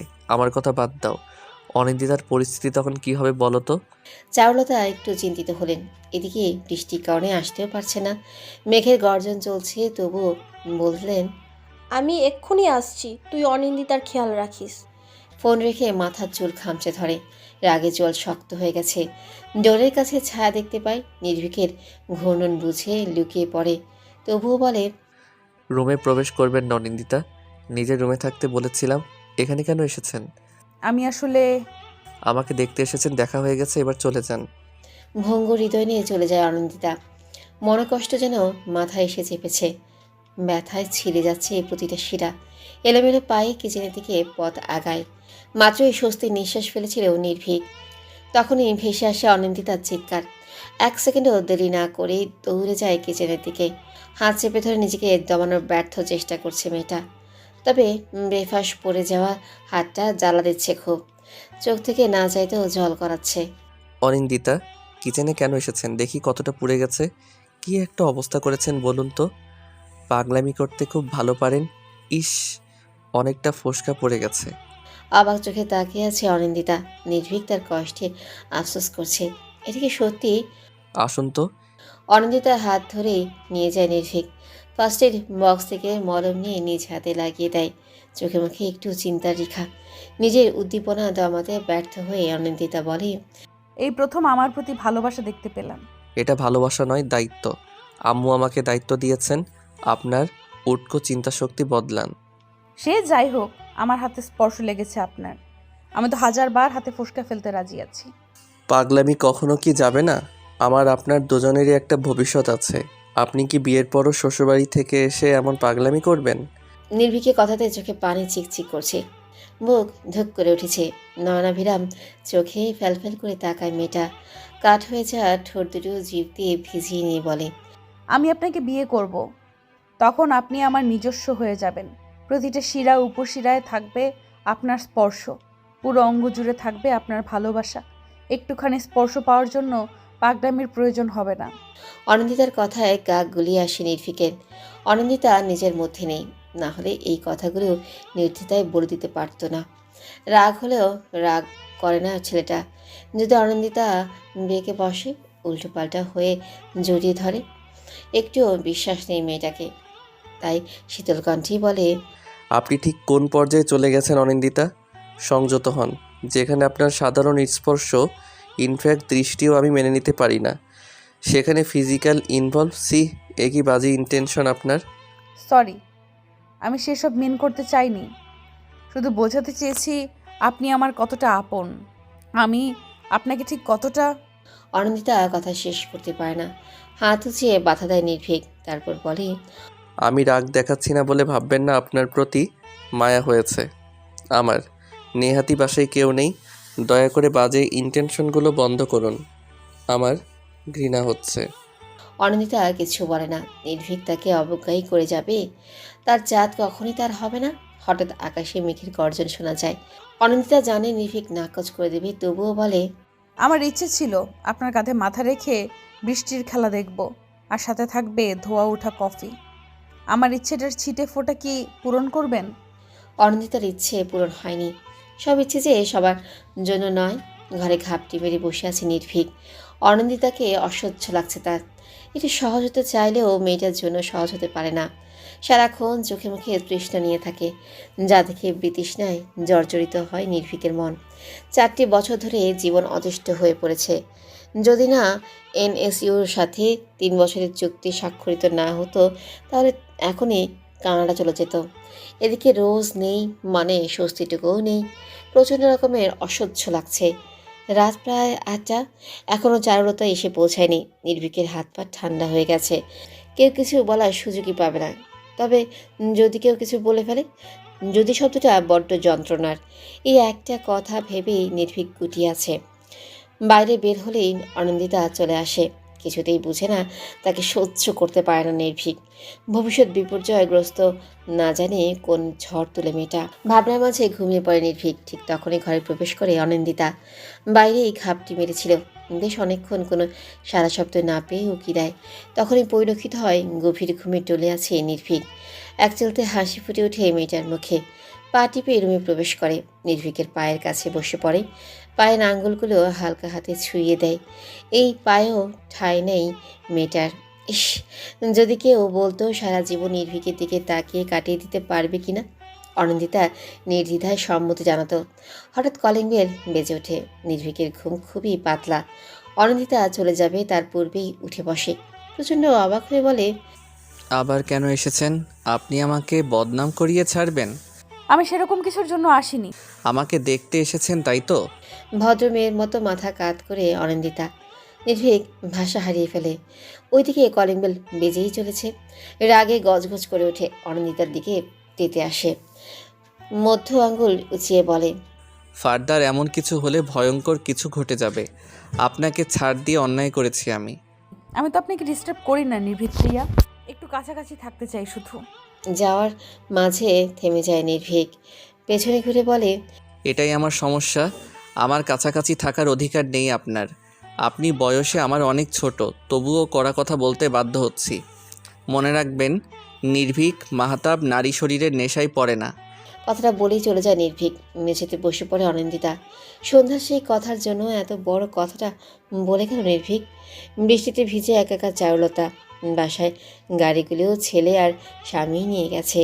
নির্ভীকের গাড়ি ওয়াশের জন্য দেওয়া হয়েছে, তাই লোকাল গাড়িতেই গিয়েছিলেন। গলির মোড় থেকে হেঁটে এসেছেন। অনিন্দিতা টাওয়াল নিয়ে আসে। চারুলতা মাথা মুছে বলেন, এত লেট কেন হলো দরজা খুলতে? আমি ঘুমিয়েছিলাম আম্মু, আর অনিন্দিতার রুমে কলিংয়ের শব্দ পৌঁছায় না। আরে এভাবে কেন বলছিস? আমি অন্য কিছু মিন তো করিনি, শুধু বলেছি অনিমা যা তো আমার ঘর থেকে শাড়ি নিয়ে আয়, ভিজে শরীরে ঘরে যাবো না। অনিন্দিতা চলে যায়। চারুলতা নির্ভীকের মাথায় হাত বুলিয়ে বললেন, আমার সোনা ছেলে, তোর প্রতি আমার পূর্ণ বিশ্বাস আছে। এমন কিছু করবি না যাতে আমরা অসম্মান হই। আর এমন কাজ করবে না কখনো। পরিস্থিতি ঠিক নেই, কিছু না ঘটলেও মানুষ ঘটিয়ে ছাড়বে। সকাল সকাল বেরিয়েছে নির্ভীক। ঘুম থেকে উঠে অনিন্দিতা তাই বুঝতেই পারল। সে বুঝে গেছে নির্ভীক তার থেকে পালিয়ে বেঁচেছে। চারুলতা কাল আসার সময় নীল রঙের শাড়ি নিয়ে এসেছেন। আজ সেটাই পরবে অনিন্দিতা। পার্পল শাড়িটা থাকলে পার্পল শাড়িটাই পরতো, তবে সেই শাড়িটা তার গায়ে ওঠেনি। ভালোই হয়েছে, নির্ভীকের সাথে বসে যখন যাওয়া হবে না, পার্পল শাড়ি পরে কী লাভ। অনিন্দিতা সাজগোজ পছন্দ করে, তবে বেশ অনেক দিন ধরে সাজে না। আজ সাজবেই, নির্ভীকের মনের মতোই সাজবে। অবশ্য অনিন্দিতা হলেও বিষাক্ত গ্যাসের মতো, যা সহ্য করতে পারে না নির্ভীক। শাড়ি পরে চুলগুলো ছেড়ে দিল। হালকা মেকআপে মিষ্টি দেখতেই লাগছে। রুম থেকে বের হতেই আজমালের সাথে দেখা। অনিন্দিতা শুধালো, আজ অফিসে যাবেন না আঙ্কেল? শরীরটা ভালো নেই, তোকে পৌঁছে দেওয়ার জন্যই যাব না ভেবেছিলাম। এখন দেখি শরীরটাই ম্যাচ ম্যাচ করছি। সমস্যা নেই আঙ্কেল, আমি একাই যেতে পারবো। ও কি কথা, আজ প্রথম দিন একা কেন যাবি? নিহালও তো যাচ্ছে, ওর সাথেই যাবি। জুসের গ্লাস নিয়ে করিডোরে দিয়ে আসতে আসতে এই কথাটা বললেন চারুলতা। আজমালও সম্মতি জানালো। অনিন্দিতা কিছু বলতে চেয়েও বলল না। চারুলতা গ্লাসে এগিয়ে বললেন, নাস্তা করে যাবি না? বাসা থেকে খালি পেটে বের হতে নেই, জুসটা খেয়ে যা। আচ্ছা, নির্ভীক ভাইয়া এত আগেই চলে গেলেন যে? বলিস না আর, পুরো বজ্জাত ছেলে। দেখ, বন্ধুদের সাথে আড্ডায় মজেছে। আজ তো ওর সব বন্ধুরাই আসবে ভার্সিটিতে। সবার দোয়ানে বের হয় অনিন্দিতা। নিহাল গাড়িতে অপেক্ষা করছে। অনিন্দিতার দিকে তাকিয়ে স্বচ্ছ হাসলেও একটু প্রশংসা স্বরে বলল, দেখো, আবার কাউকে মন দিয়ে এসো না। মন কেউ নিবে না নেহাল। সে কি কথা, এত সুন্দর মেয়েটার মন কেউ দিবে না? হ্যাঁ, যাই হোক, ফেরার পথে আমি একাই ফিরবো। ভ্রুকুটি করে তাকায় নিহাল। কথাটা যেন তার পছন্দ হয়নি। অনিন্দিতার দিকে না তাকিয়ে স্টিয়ারিংয়ে হাত দেয়। তারপর বলে, বয়ফ্রেন্ড থাকলে তার সাথেই আসতে পারো, তবে সমস্যা হচ্ছে আম্মু বারবার বলে দিয়েছে তোমাকে নিয়েই ফিরতে। আচ্ছা, সমস্যা নেই, তুমি আমাকে কল দিয়ে জানিয়ে দিও, মোড়ে এসে একসাথে আসবো। কৃতজ্ঞতা প্রকাশ করে মেয়েটা। সিটে মাথা এলিয়ে দেয়। শরীরটা ম্যাজম্যাজ করছে। সারা বছরই হালকা পাতলা অসুস্থ থাকে মেয়েটা। রোজ কান্নার ফলে চোখের নিচে দাগ থাকে। কেউ একটু খুঁটিয়ে দেখলেই ধরা খেয়ে যায়, কারণ শরীরে থাকে অজস্র আঘাতের রেখা। গাড়ি পার্কিংয়ে রেখে চলে যায় নিহাল। অনিন্দিতা দম ফেলে হাঁটা লাগায়। শরীর দুর্বল লাগাতে এনার্জি ড্রিঙ্কস কিনে। ক্যাব খুলে খাওয়ার আগেই মাথা ঘুরে যায়। তবে কেউ একজন আগলে ধরে। ব্যগ্র কণ্ঠে বলে, ঠিক আছে অনি, হঠাৎ পড়ে যাচ্ছিলে কেন? আসলে মাথা ঘুরে গিয়েছিল। নেট ফেয়ার, নির্ঘাত নাস্তা করেনি। আসো আমার সাথে। আমি ঠিক আছি আসিম, চলো ভেতরে যাওয়া যাক। নো, কোনো কিছুই ঠিক নেই। তুমি এক্ষুনি নাস্তা করবে আমার সাথে। আর লিসেন, কিউট গার্ল, ফাংশন এখনও শুরু হয়নি। প্রচণ্ড প্যারা খেয়ে যেতেই হলো অনিন্দিতাকে। আসিম বকবক করেই যাচ্ছে। একটা রেস্টুরেন্টে এসেই 2 কাপ কফি আর স্যান্ডউইচ অর্ডার করলো। আসিম নাস্তা করে এসেছে, তাই শুধু কফি খেলো। অনিন্দিতা সংকোচ ছাড়াই খাচ্ছে। আসিম কফি কাপে চুমুক দিয়ে বলল, বাই দ্য ওয়ে, আজ একা এলে যে? নির্ভীক স্যার আসেন তোমার সাথে? রোজ কি ওনার সাথে আসবো? আর উনি তো আজ অনেক আগেই এসেছেন। আচ্ছা, নির্ভীক স্যার কিন্তু অনেক কঠোর। আনন্দিতা হাসলেও সে এটা ভালো করেই জানে। আসিম কিছুক্ষণ নীরব থেকে আনন্দিতার উদ্দেশ্যে শুধালো, তুমি কি কোনো কারণে আপসেট? না, আমি ঠিক আছি, তবে ভার্সিটির কিছু স্টুডেন্ট একটু অন্যরকম আচরণ করে। আচ্ছা, আসো আমার সাথে, আমি প্রবলেম সলভ করে দেব। ভার্সিটিতে প্রবেশ করতে এই গোলাপ দিয়ে বরণ করা হলো। আসিম অবাক করা এক কাণ্ড করলো। ফুলের গুচ্ছ থেকে 5টা ফুল নিয়ে অনিন্দিতার হাতে দিয়ে দিল। অনিন্দিতা বলল, এতগুলো নিলে কেন? তুমি স্পেশাল, তাই তোমার কাছে বেশি গোলাপ থাকবে। খলবলিয়ে হাসে অনিন্দিতা। আসিম একটু গায়ে পড়া, তবে খুব ভালো। অনিন্দিতা আসিমের সাথেই হাঁটতে লাগলো। ফুল হাতে নির্ভীকের কথাই ভাবছে সে। এনএসইউর বিশাল ক্যাম্পাসে দাঁড়িয়ে আসিম চিৎকার করে ডাকলো, attention guys, look the beautiful girl, she is my personal friend. I hope ওকে কেউ বিভ্রান্ত করবে না। যদি এমন কিছু হয় তো জানোই তো কি হবে। সবাই অনিন্দিতার দিকে তাকালো। আসিমের পড়াশোনা আর সৌন্দর্য দুটোরই নাম ডাক আছে, সাথে বাবার পাওয়ার। ছেলেটার এমন কাণ্ডে হতবাক হয় অনিন্দিতা। আসিম অনিন্দিতার দিকে তাকাতেই অনিন্দিতা চোখ পাখায়, যার অর্থ তুমি পুরো পাগল। এসে থেকেই চোখ ঘুরিয়ে ঘুরিয়ে খুঁজেই চলেছে এক মানবকে, কিন্তু সেই মানবের দেখাই পাওয়া যাচ্ছে না। মুখটা কেমন করছে, শূন্যতা যেন ওকে আঁকড়ে ধরেছে। হন্তদন্ত হয়ে খুঁজেই চলেছে নির্ভীককে। অনুষ্ঠান শেষ হয়েছে বেশ অনেকক্ষণ। বেশিরভাগ সময় আসিম তাকে সাথে রেখেছে, তবে আসিমের বন্ধু মহলের সাথে অনিন্দিতা একা থাকতে তো পারে না। তাই সে নিজ থেকেই বলেছে, আমি আশেপাশে ঘুরে আসি। আসিম বারণ করেনি। সে নিজেও বোধহয় স্পেস খুঁজছিল। অনিন্দিতার সাথে দেখা হয় মেহেরিমার। হাত উঁচিয়ে ডাকে অনিন্দিতাকে। একটু অবাক হয় সে। মেহেরিমার কাছে গিয়ে বলে, good afternoon miss. Good afternoon. এইভাবে ছুটছো কেন অনিন্দিতা? শাড়ি পরে আছো, পা পিছলে যাবে তো। অ্যাকচুয়ালি মিস, ওকে, এক্সপ্লেন করার প্রয়োজন নেই। তোমাকে খুব মিষ্টি লাগছে। বাই দ্য ওয়ে, তুমি বোধহয় বিব্রত হয়েছো। নো মিস অনিন্দিতাকে বলতে দেয় না মেহেরিমা। মৃদু হেসে অনিন্দিতা শাড়ির আঁচল ঠিক করে দেয়। ভারী অবাক হয় মেয়েটা। মেহেরিমা বলে, আমি অসমের বড় বোন। হ্যাঁ। ইয়েস, ও আমাকে তোমার কথা বলেছে আরো 5-6 মাস আগে। ও, তোমাকে বলতেই হয়, শুধুমাত্র এনএসইউতে অ্যাডমিশনের জন্য 1 বছর গ্যাপ দেওয়া সত্যিই দুষ্কর কাজ। আই এম ড্যাম শিওর তুমি তোমার লক্ষ্যে জয় করবে অতি শীঘ্রই। শুক্রিয়া মিস। ওকে রিয়া, আমি যাচ্ছি। আসিমের সাথে একদিন এসো বাসায়। হাত নাড়িয়ে চলে গেল মেহেরিমা। অনিন্দিতা চোখ বিচলিত হলো। চাতক পাখির মতো খুঁজেই চলেছে এই প্রিয় ব্যক্তিটিকে। চোখ যায় ক্যান্টিনের দিকে। মুখটা থক করে ওঠে। নির্ভীকের সাথে রোজ অনেক লুজ হয়ে দাঁড়িয়ে আছে। অনিন্দিতা আর নিতে পারে না, দৌড়ে চলে যায় বাইরে। অসতর্কতার কারণে শাড়ি পিছলে পড়ে যায়। দুটো মেয়ে দেখেও না দেখার ভান করে। অনিন্দিতা একা ওঠার চেষ্টা করে। পায়ের হাঁটুতে বোধহয় ছিলে গেছে। ব্যথায় টনক নেড়ে যাচ্ছে। হঠাৎ একটা হাত তার সামনে আসে। হাতে হাত রেখে উঠে দাঁড়ায়। নিহালের দৃষ্টি বিচলিত। সে শুধায়, এভাবে পরে গেলে কি করে? এর জন্যই শাড়ি পরা একদমই পছন্দ নয়। দেখি কতটা ব্যথা পেয়েছো। আসো, হসপিটাল থেকে ওয়াশ করে যাবে। আমি ঠিক আছি নিহাল ভাই, চলুন বাসায় যাব। একদম নয়, আগে হসপিটালে যাবে, দেন বাসায়। আচ্ছা, একটু বসো, আমি নির্ভীককে নিয়ে আসি। ও ডিপার্টমেন্ট থেকে ট্রিটমেন্ট করার ব্যবস্থা করে দেবে। সারপ্রাইজটা কেমন দিলাম বলতো? তোর বক বক না শুনলে আসলেই ভালো লাগে না, তাই চলে এলাম। তুই কানাডায় ফিরছিস কবে? তোকে ছাড়া দিন চলে না ইয়ার। রোজের দিকে তাকিয়ে হাসছে নির্ভীক। এই মেয়েটা তার হাসির কারণ। 2 দিন আগেই রোজকে বলেছিল ভালো লাগছে না, আর তাই রোজ চলে এসেছে। কৃতজ্ঞতার দৃষ্টি দিয়ে নির্ভীক বললেও, মনে হয় না যেতে পারবো আগামী 2 বছর। মাথা পুরো নষ্ট হয়ে যাচ্ছে। অনিন্দিতার পাগলামি বেড়ে গেছে। আমি আর নিতে পারছি না। তুই ওকে সত্যিটা কেন বলছিস না? আমরা কতদিন লুকাবো বিষয়টা? আই ডোন্ট নো ইয়ার, তুই প্লিজ তোর বাসায় ম্যানেজ কর। আমি খুব তাড়াতাড়ি কিছু একটা করব। আরে সেটাতে প্রবলেম নেই, মম ড্যাড এই বিষয়ে সমস্যা করবে না। বাট তুই কতদিন অনিন্দিতার থেকে এভাবে পালাবি? তুই তো পাগল হয়ে যাচ্ছিস। আঙ্কেলকে আমি বলবো কানাডার কথা। নির্ভীক চেয়ার টেনে বসে। রোজ তার মসৃণ হাতে নির্ভীকের মাথায় হাত বুলিয়ে বলে, তুই ঠিক আছিস তো? আমিও আর নিতে পারছি না। আমি কি অনিন্দিতার সাথে কথা বলবো? নো, ও বুঝবে না। তুই জানিস কাল কি হয়েছে? ওফ, আই কান্ট এক্সপ্লেইন ইয়ার। আই এম ড্যাম শিওর বিয়ের পর ও এমন পাগলামি করবে। তখন আমি কি করব বলতো?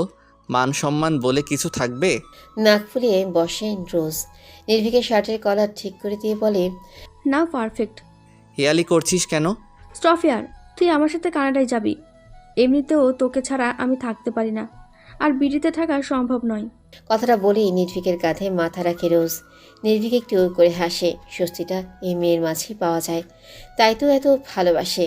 10 মিনিট খোঁজার পর ক্যান্টিনে নির্ভীকের দেখা মিলে। নিহাল এক প্রকার ছুটেই আসে। নির্ভীকের কপালে ভাঁজের সৃষ্টি হয়। নিহাল পরপর শ্বাস ফেলে ঢকঢক করে পানি পান করে। কি হয়েছে তোর? এভাবে হন্তদন্ত হয়ে আসছিস যে? 10 মিনিট ধরে পুরো ভার্সিটি খুঁজে চলেছি তোকে। আমাকে খুঁজছিস কেন? তোর ফোন অফ। আসলে অনিন্দিতা পরে গিয়ে ব্যথা পেয়েছে। কথাটা শোনার মাত্রই বিষাক্ততা ছেয়ে যায় নির্ভীকের চোখে মুখে। মুখ দিয়ে বিরক্তিকর শব্দ তুলে। এই মেয়েটা শান্তি দিবে না। সত্যি দেশান্তর হতে ইচ্ছে করছে। বাসায় ফিরে রেস্ট নিচ্ছে অনিন্দিতা। 3 দিন ইউনিভার্সিটিতে যাওয়া লাগবে না বলে দিয়েছেন চারুলতা। নাছরবন্ধু আনন্দিতা পড়াশোনার দোহাই দিয়েছে, যার ফলে আজমাজ বলেছেন কয়েকদিন নির্ভীক তাকে পড়াবে। কথাটা শুনে চোখ চকচক করে উঠেছে। রাত প্রায় 8:30। চারুলতা খাবার নিয়ে এসেছেন। অনেক খাবারগুলো খেয়ে নে তোমা, বেড রেস্ট করতে হবে এই কদিন। আমি নিচে যেতে পারতাম আন্টি, শুধু শুধু কষ্ট করলে তুমি। কথা বাড়াস না মা, খাবার কি খাইয়ে দেব? আচ্ছা। ভাতের লোকমা বাড়ি দেয় চারুলতা। অনন্দিতা সন্তর্পণে তার মুখে তুলে। ফোনটা বেজে ওঠে। হির ফোন করেছে। রিসিভ হতেই হির বলে, এই আপু, ব্যথা পেলে কি করে? তোমার এনএসইউর প্রথম দিনের নাজেহাল অবস্থা? বাহ, কাকে দেখে পিছলে গেলে তুমি? জিজুর নামটা বলো প্লিজ। থামবি তুই? আশ্চর্য, তোর দিওয়ানা থাকতে আমাকে ফোন করেছিস কেন? গলায় ঝুলে গেলেই তো পারতি। দিওয়ানাটা কে? বাসায় ফিরে আয়, তারপরই বোঝাবো তোকে। আমি তোকে আঙুল দিয়ে দেখিয়ে দিব দিওয়ানাটা কে। ফোন রাখে অনন্দিতা। খাওয়া প্রায় শেষ। চারুলতা বলে, নির্ভীক পড়াতে আসবে, বই নিয়ে বস অনি। ডায়েরি বের করে অনিন্দিতা। নির্ভীকের হাস্যোজ্জ্বল ছবিটা নিয়ে হাসে। উজ্জ্বল শ্যাম রঙের সুশ্রী মুখ নির্ভীকের। আচ্ছা, কোনো মানুষই তো পারফেক্ট নয়, তাহলে নির্ভীকের খামতিটা কোথায়? হাজারো পলক ফেলে ও খামতি খুঁজে পায় না অনিন্দিতা। অনিন্দিতা ঠিক হয়ে বসুন। সদরদরজার ওপাশ থেকে কথাটা বলে নির্ভীক এলোমেলো হয়ে বসেছিল সে। নিজেকে ঠিকঠাক করে নির্ভীককে উদ্দেশ্য করে বলে, আপনি আসতে পারেন। নির্ভীক আসে। অনিন্দিতা এক পলক তাকিয়ে চোখ নামিয়ে নেয়। নির্ভীকের দিকে ফ্যাল করে তাকাবে না আর। যথাসম্ভব লুকিয়ে প্রিয় মানুষটাকে দেখে যাবে। ফিজিক্সের বই নিয়ে একটু ঘাটাঘাটি করে নির্ভীক। অনিন্দিতাকে বলে, আপনার প্রথম আর শেষ ক্লাসটা আমার, অর্থাৎ ফিজিক্স আর ইংলিশ দুটো ক্লাস রয়েছে, তাই আমি ভার্সিটিতে যা পড়াবো এই 3টে দিন সেগুলোই পড়াবো আপনাকে। আচ্ছা।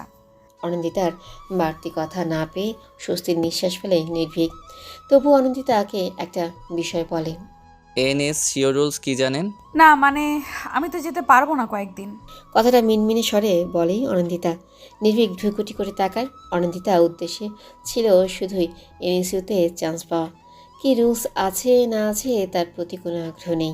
প্রয়োজনেই নির্ভীক বলে, পরপর 3টে সাপ্তাহিক পরীক্ষাতে ফেল করলে সোজা বের করে দিবে, আর পরপর 5টা সাপ্তাহিক পরীক্ষায় 80% নাম্বার না পেলে 10 দিন সময় দেওয়া হবে। যদি সে সময়ের মধ্যে পড়াশোনা কমপ্লিট করে এক্সামে ভালো করেন তাহলেই ভার্সিটিতে রাখবে, আর না হলে বের করে দিবে।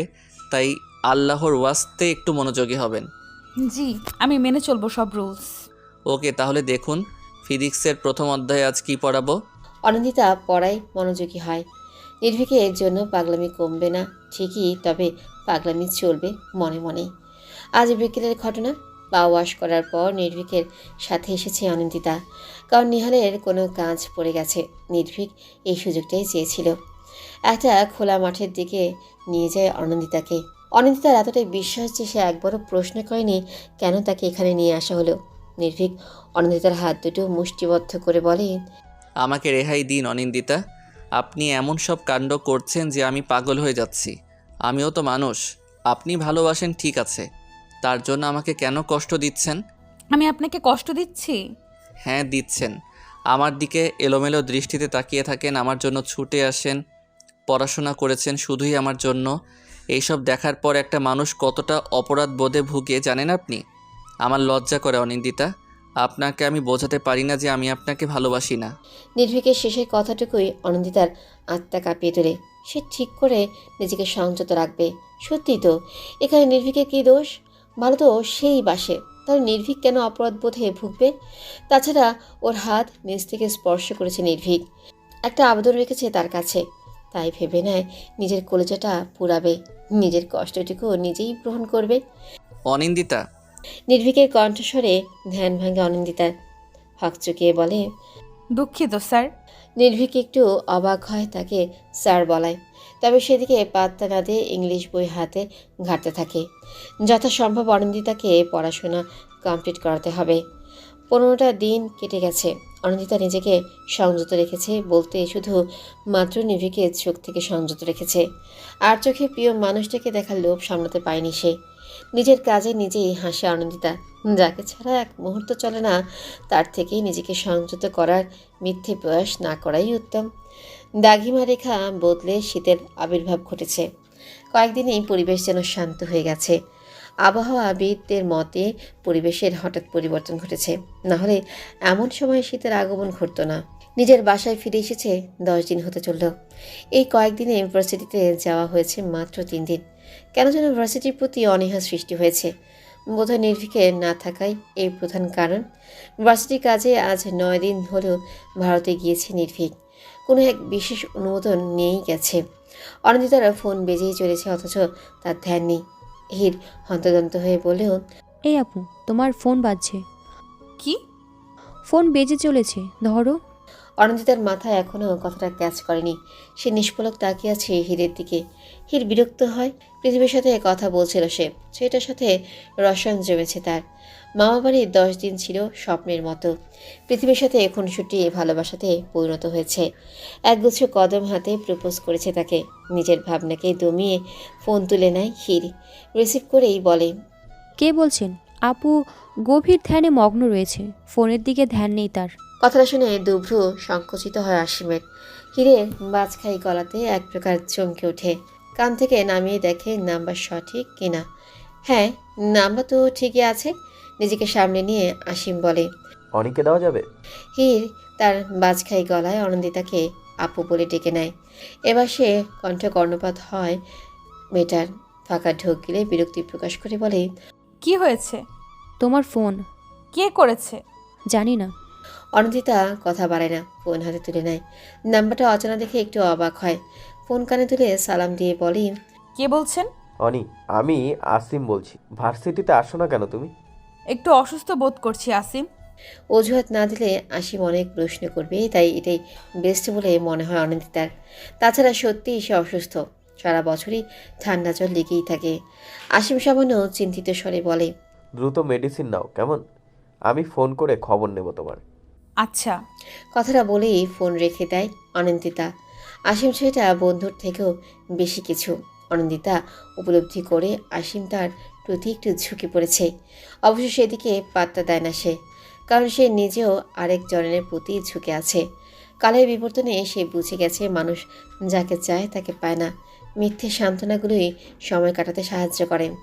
অনন্দিতা তার স্বপ্নের রাজ্যে গিয়ে নির্ভীকের বুকে মাথা রাখে। নির্ভীকের দিকে ভালোবাসার দৃষ্টিতে তাকিয়ে থাকে। কোনো এক তীরের আঘাতেই হৃদয়ের ফাঁক ফোকর করে ঢুকে পড়েছিল নির্ভীক নামক বসন্ত, যা থেকে পরিত্রাণ মানে মৃত্যু। হয়তো শরীরের মৃত্যু ঘটবে না, তবে আত্মার মৃত্যু ঘটবে নিশ্চিত। সকাল 8টা কি 8:30, বাড়িতে অনাকাঙ্ক্ষিত অতিথির আগমনে প্রচণ্ড অবাক হয়েছে শাহানা। মেইন ডোর খুলে হাঁ হয়ে তাকিয়েছেন সামনে থাকা 20-21 বছর বয়সী ছেলেটার দিকে। ফর্সা রঙে লম্বা করে ছেলেটাকে রাজপুত্র বলে ভুল হবে। এমন সুন্দর ছেলেটাকে এতক্ষণ ধরে দাঁড় করিয়ে রেখেছেন যে সেদিকে খেয়ালই নেই। হঠাৎই ভেসে আসে সুন্দর ছেলেটার কণ্ঠস্বর। Hello aunty. সচকিত হয় শাহানা। ছেলেটার দিকে তাকিয়ে যেন লজ্জা পায়। কোনো প্রশ্ন না করেই বলেন, ভেতরে আসো। জি। ছেলেটা ভেতরে আসে। শাহানার বোধগম্য হয় ছেলেটাকে পরিচয় নিয়ে এখনও প্রশ্ন করেননি উনি, তাই বলেন, তোমাকে তো চিনতে পারলাম না। আমি আসিম, আসিম মাহতাব, অনির বন্ধু বলতে পারেন। যদিও এখন আমি এক ব্যাচের সিনিয়র। ও আচ্ছা আচ্ছা, বসো তুমি, আমি অনিকে ডেকে পাঠাই। ইটস ওকে আন্টি, আমাকে অনিন্দিতার রুম দেখিয়ে দিন, আমি গিয়ে দেখা করে আসি। শান একটু অবাক হন। এতটা নিঃসংকোচে কথা বলা তিনি আশা করেননি। অধরকোণে হাসি ফুটিয়ে বলেন, ডান দিকের করিডোরের শেষ রুমটাই অনিন্দিতার। হেসে কৃতজ্ঞতা প্রকাশ করে আসিম। শাহানা নাস্তা বানাতে কিচেনের দিকে আগান। অনন্দিতার রুমে এসেও কিছু কি দেয় আসিম, তবে অনন্দিতার দেখা পাওয়া যায় না। ফট করেই ঢুকে পড়ে ছেলেটা। যদিও মেয়েদের রুমে ঢোকার আগে পারমিশনের প্রয়োজন হয়, তবে সে পারমিশন নেয় না। একটু চঞ্চল প্রকৃতির ছেলেটা সোজা বারান্দায় চলে যায়। ব্যালকনির টেবিলে মাথা রেখে ঘুমিয়ে আছে অনিন্দিতা। নাকের সাইডে তেল জমেছে। রাতে নিশ্চয়ই এখানে ঘুমিয়েছে। একটু করে ডাকে আসিম, তবে অনন্দিতার ঘুম ছাপিয়ে সে ডাক কানে পৌঁছায় না। আসিম চোখ কুচকে নিয়ে অনন্দিতার বাহু ধরে বলে, এই অনি, ওঠো তো। কথাটা জোরে বলায় হুড়মুড়িয়ে উঠে যায় অনন্দিতা। মেয়েটা প্রচণ্ড অবাকি হয়ে বলে, তুমি? তো আসতে পারি না? হাই তুলে অনন্দিতা। আসিমের গায়ে জোরে ধাক্কা দেয়। প্রচণ্ড অবাক হয় আসিম। খলবলিয়ে হাসিয়ে অনন্দিতা হাই তুলে বলে, আমার ঘুম ভাঙানোর শাস্তি। আর আমি যে তোমার চিন্তায় ঘুমাতে পারলাম না তার কি হবে? এটাও তোমার শাস্তি। মুখ গোমরা করে নেয় আসিম। অনন্দিতা দম ফেলে আকাশের দিকে তাকায়। এত সকালে এসেছে আসিম। কি ভাবছো তুমি? ভাবছি তুমি ছেলেটা খুব ভালো, তবে আমার প্রতি ঝুঁকে যাচ্ছ। আসিম হাসে। অনন্দিতার একগুচ্ছ চুল হাতে পেঁচিয়ে বলেন, আমি তোমাকে বন্ধুর মতোই ভালোবাসি অনিন্দিতা, তাই তোমাকে অন্য নজরে দেখার সাহস হলেও আগানোর সাহস হয়ে ওঠেনি। তবে সত্যি বলতে বন্ধুর থেকেও বেশি ভালোবাসি। কৃতজ্ঞতার চোখে তাকায় অনন্দিতা। আসিমের বাহু টেনে বলে, আন্টি কিচেনে গেছেন, সো তোমার যেতে হবে না। আজ তুমি আমার সাথে ভার্সিটিতে যাচ্ছ। ভালো লাগছে না আমার। আপনার পড়াশোনার দায়িত্বটা আমি নিয়েছি অনিন্দিতা। কথাটা শুনে ধুক করে ওঠে অনন্দিতার বুক। নির্ভীকের কথা যেন মাথায় আষ্টে পৃষ্ঠে জড়িয়ে ধরে। একটি করে দম ফেলে উঠে যায়। আসিম বলে, পালিয়ে যাচ্ছ অনি? নিজের কষ্ট লুকিয়ে মরে যেতে চাও? অনন্দিতার কি যেন হয়, জুকরে কেঁদে ওঠে মেয়েটা। আসিমের পায়ের কাছে বসে পড়ে, হাত দুটো মুঠো বন্দি করে বলে, আমি ওনাকে ভালোবাসি আসিম, আমি মরে যাব, সত্যিই মরে যাব। আসিম উত্তর দেয় না, নিজেকে শক্ত করে। অনন্দিতা সেই সব প্রেমিকার দলে পড়ে যারা উন্মাদ, যারা ভালোবাসাকে অন্যের হাতে তুলে দিতে পারে না। ভালোবাসার ভালো চায় ঠিকই, তবে নিজের সাথেই দেখতে চায়। এক প্রকার ছ্যাঁচড়ামি করে বেড়ায়। অনন্দিতার জন্য মায়া হয় অসীমের। প্রথম থেকেই মেয়েটার প্রতি ঝোঁক ছিল তার। আইসক্রিম পার্লারে নির্ভীককে লুপ্ত দৃষ্টিতে দেখছিল অনন্দিতা। সেদিনই ঠিক করেছিল অনন্দিতার প্রতি বন্ধুত্বের হাত বাড়িয়ে দিবে, তবে কোথাও একটা সুপ্ত ভালোবাসা জাগে, যার ফলে সে নিজেকে ধাতস্থ করে অনন্দিতার খেয়াল রাখবে। তবে এটাও সত্য, অনন্দিতার প্রতি অনুভূতি আঘাতে দেয়নি ছেলেটা।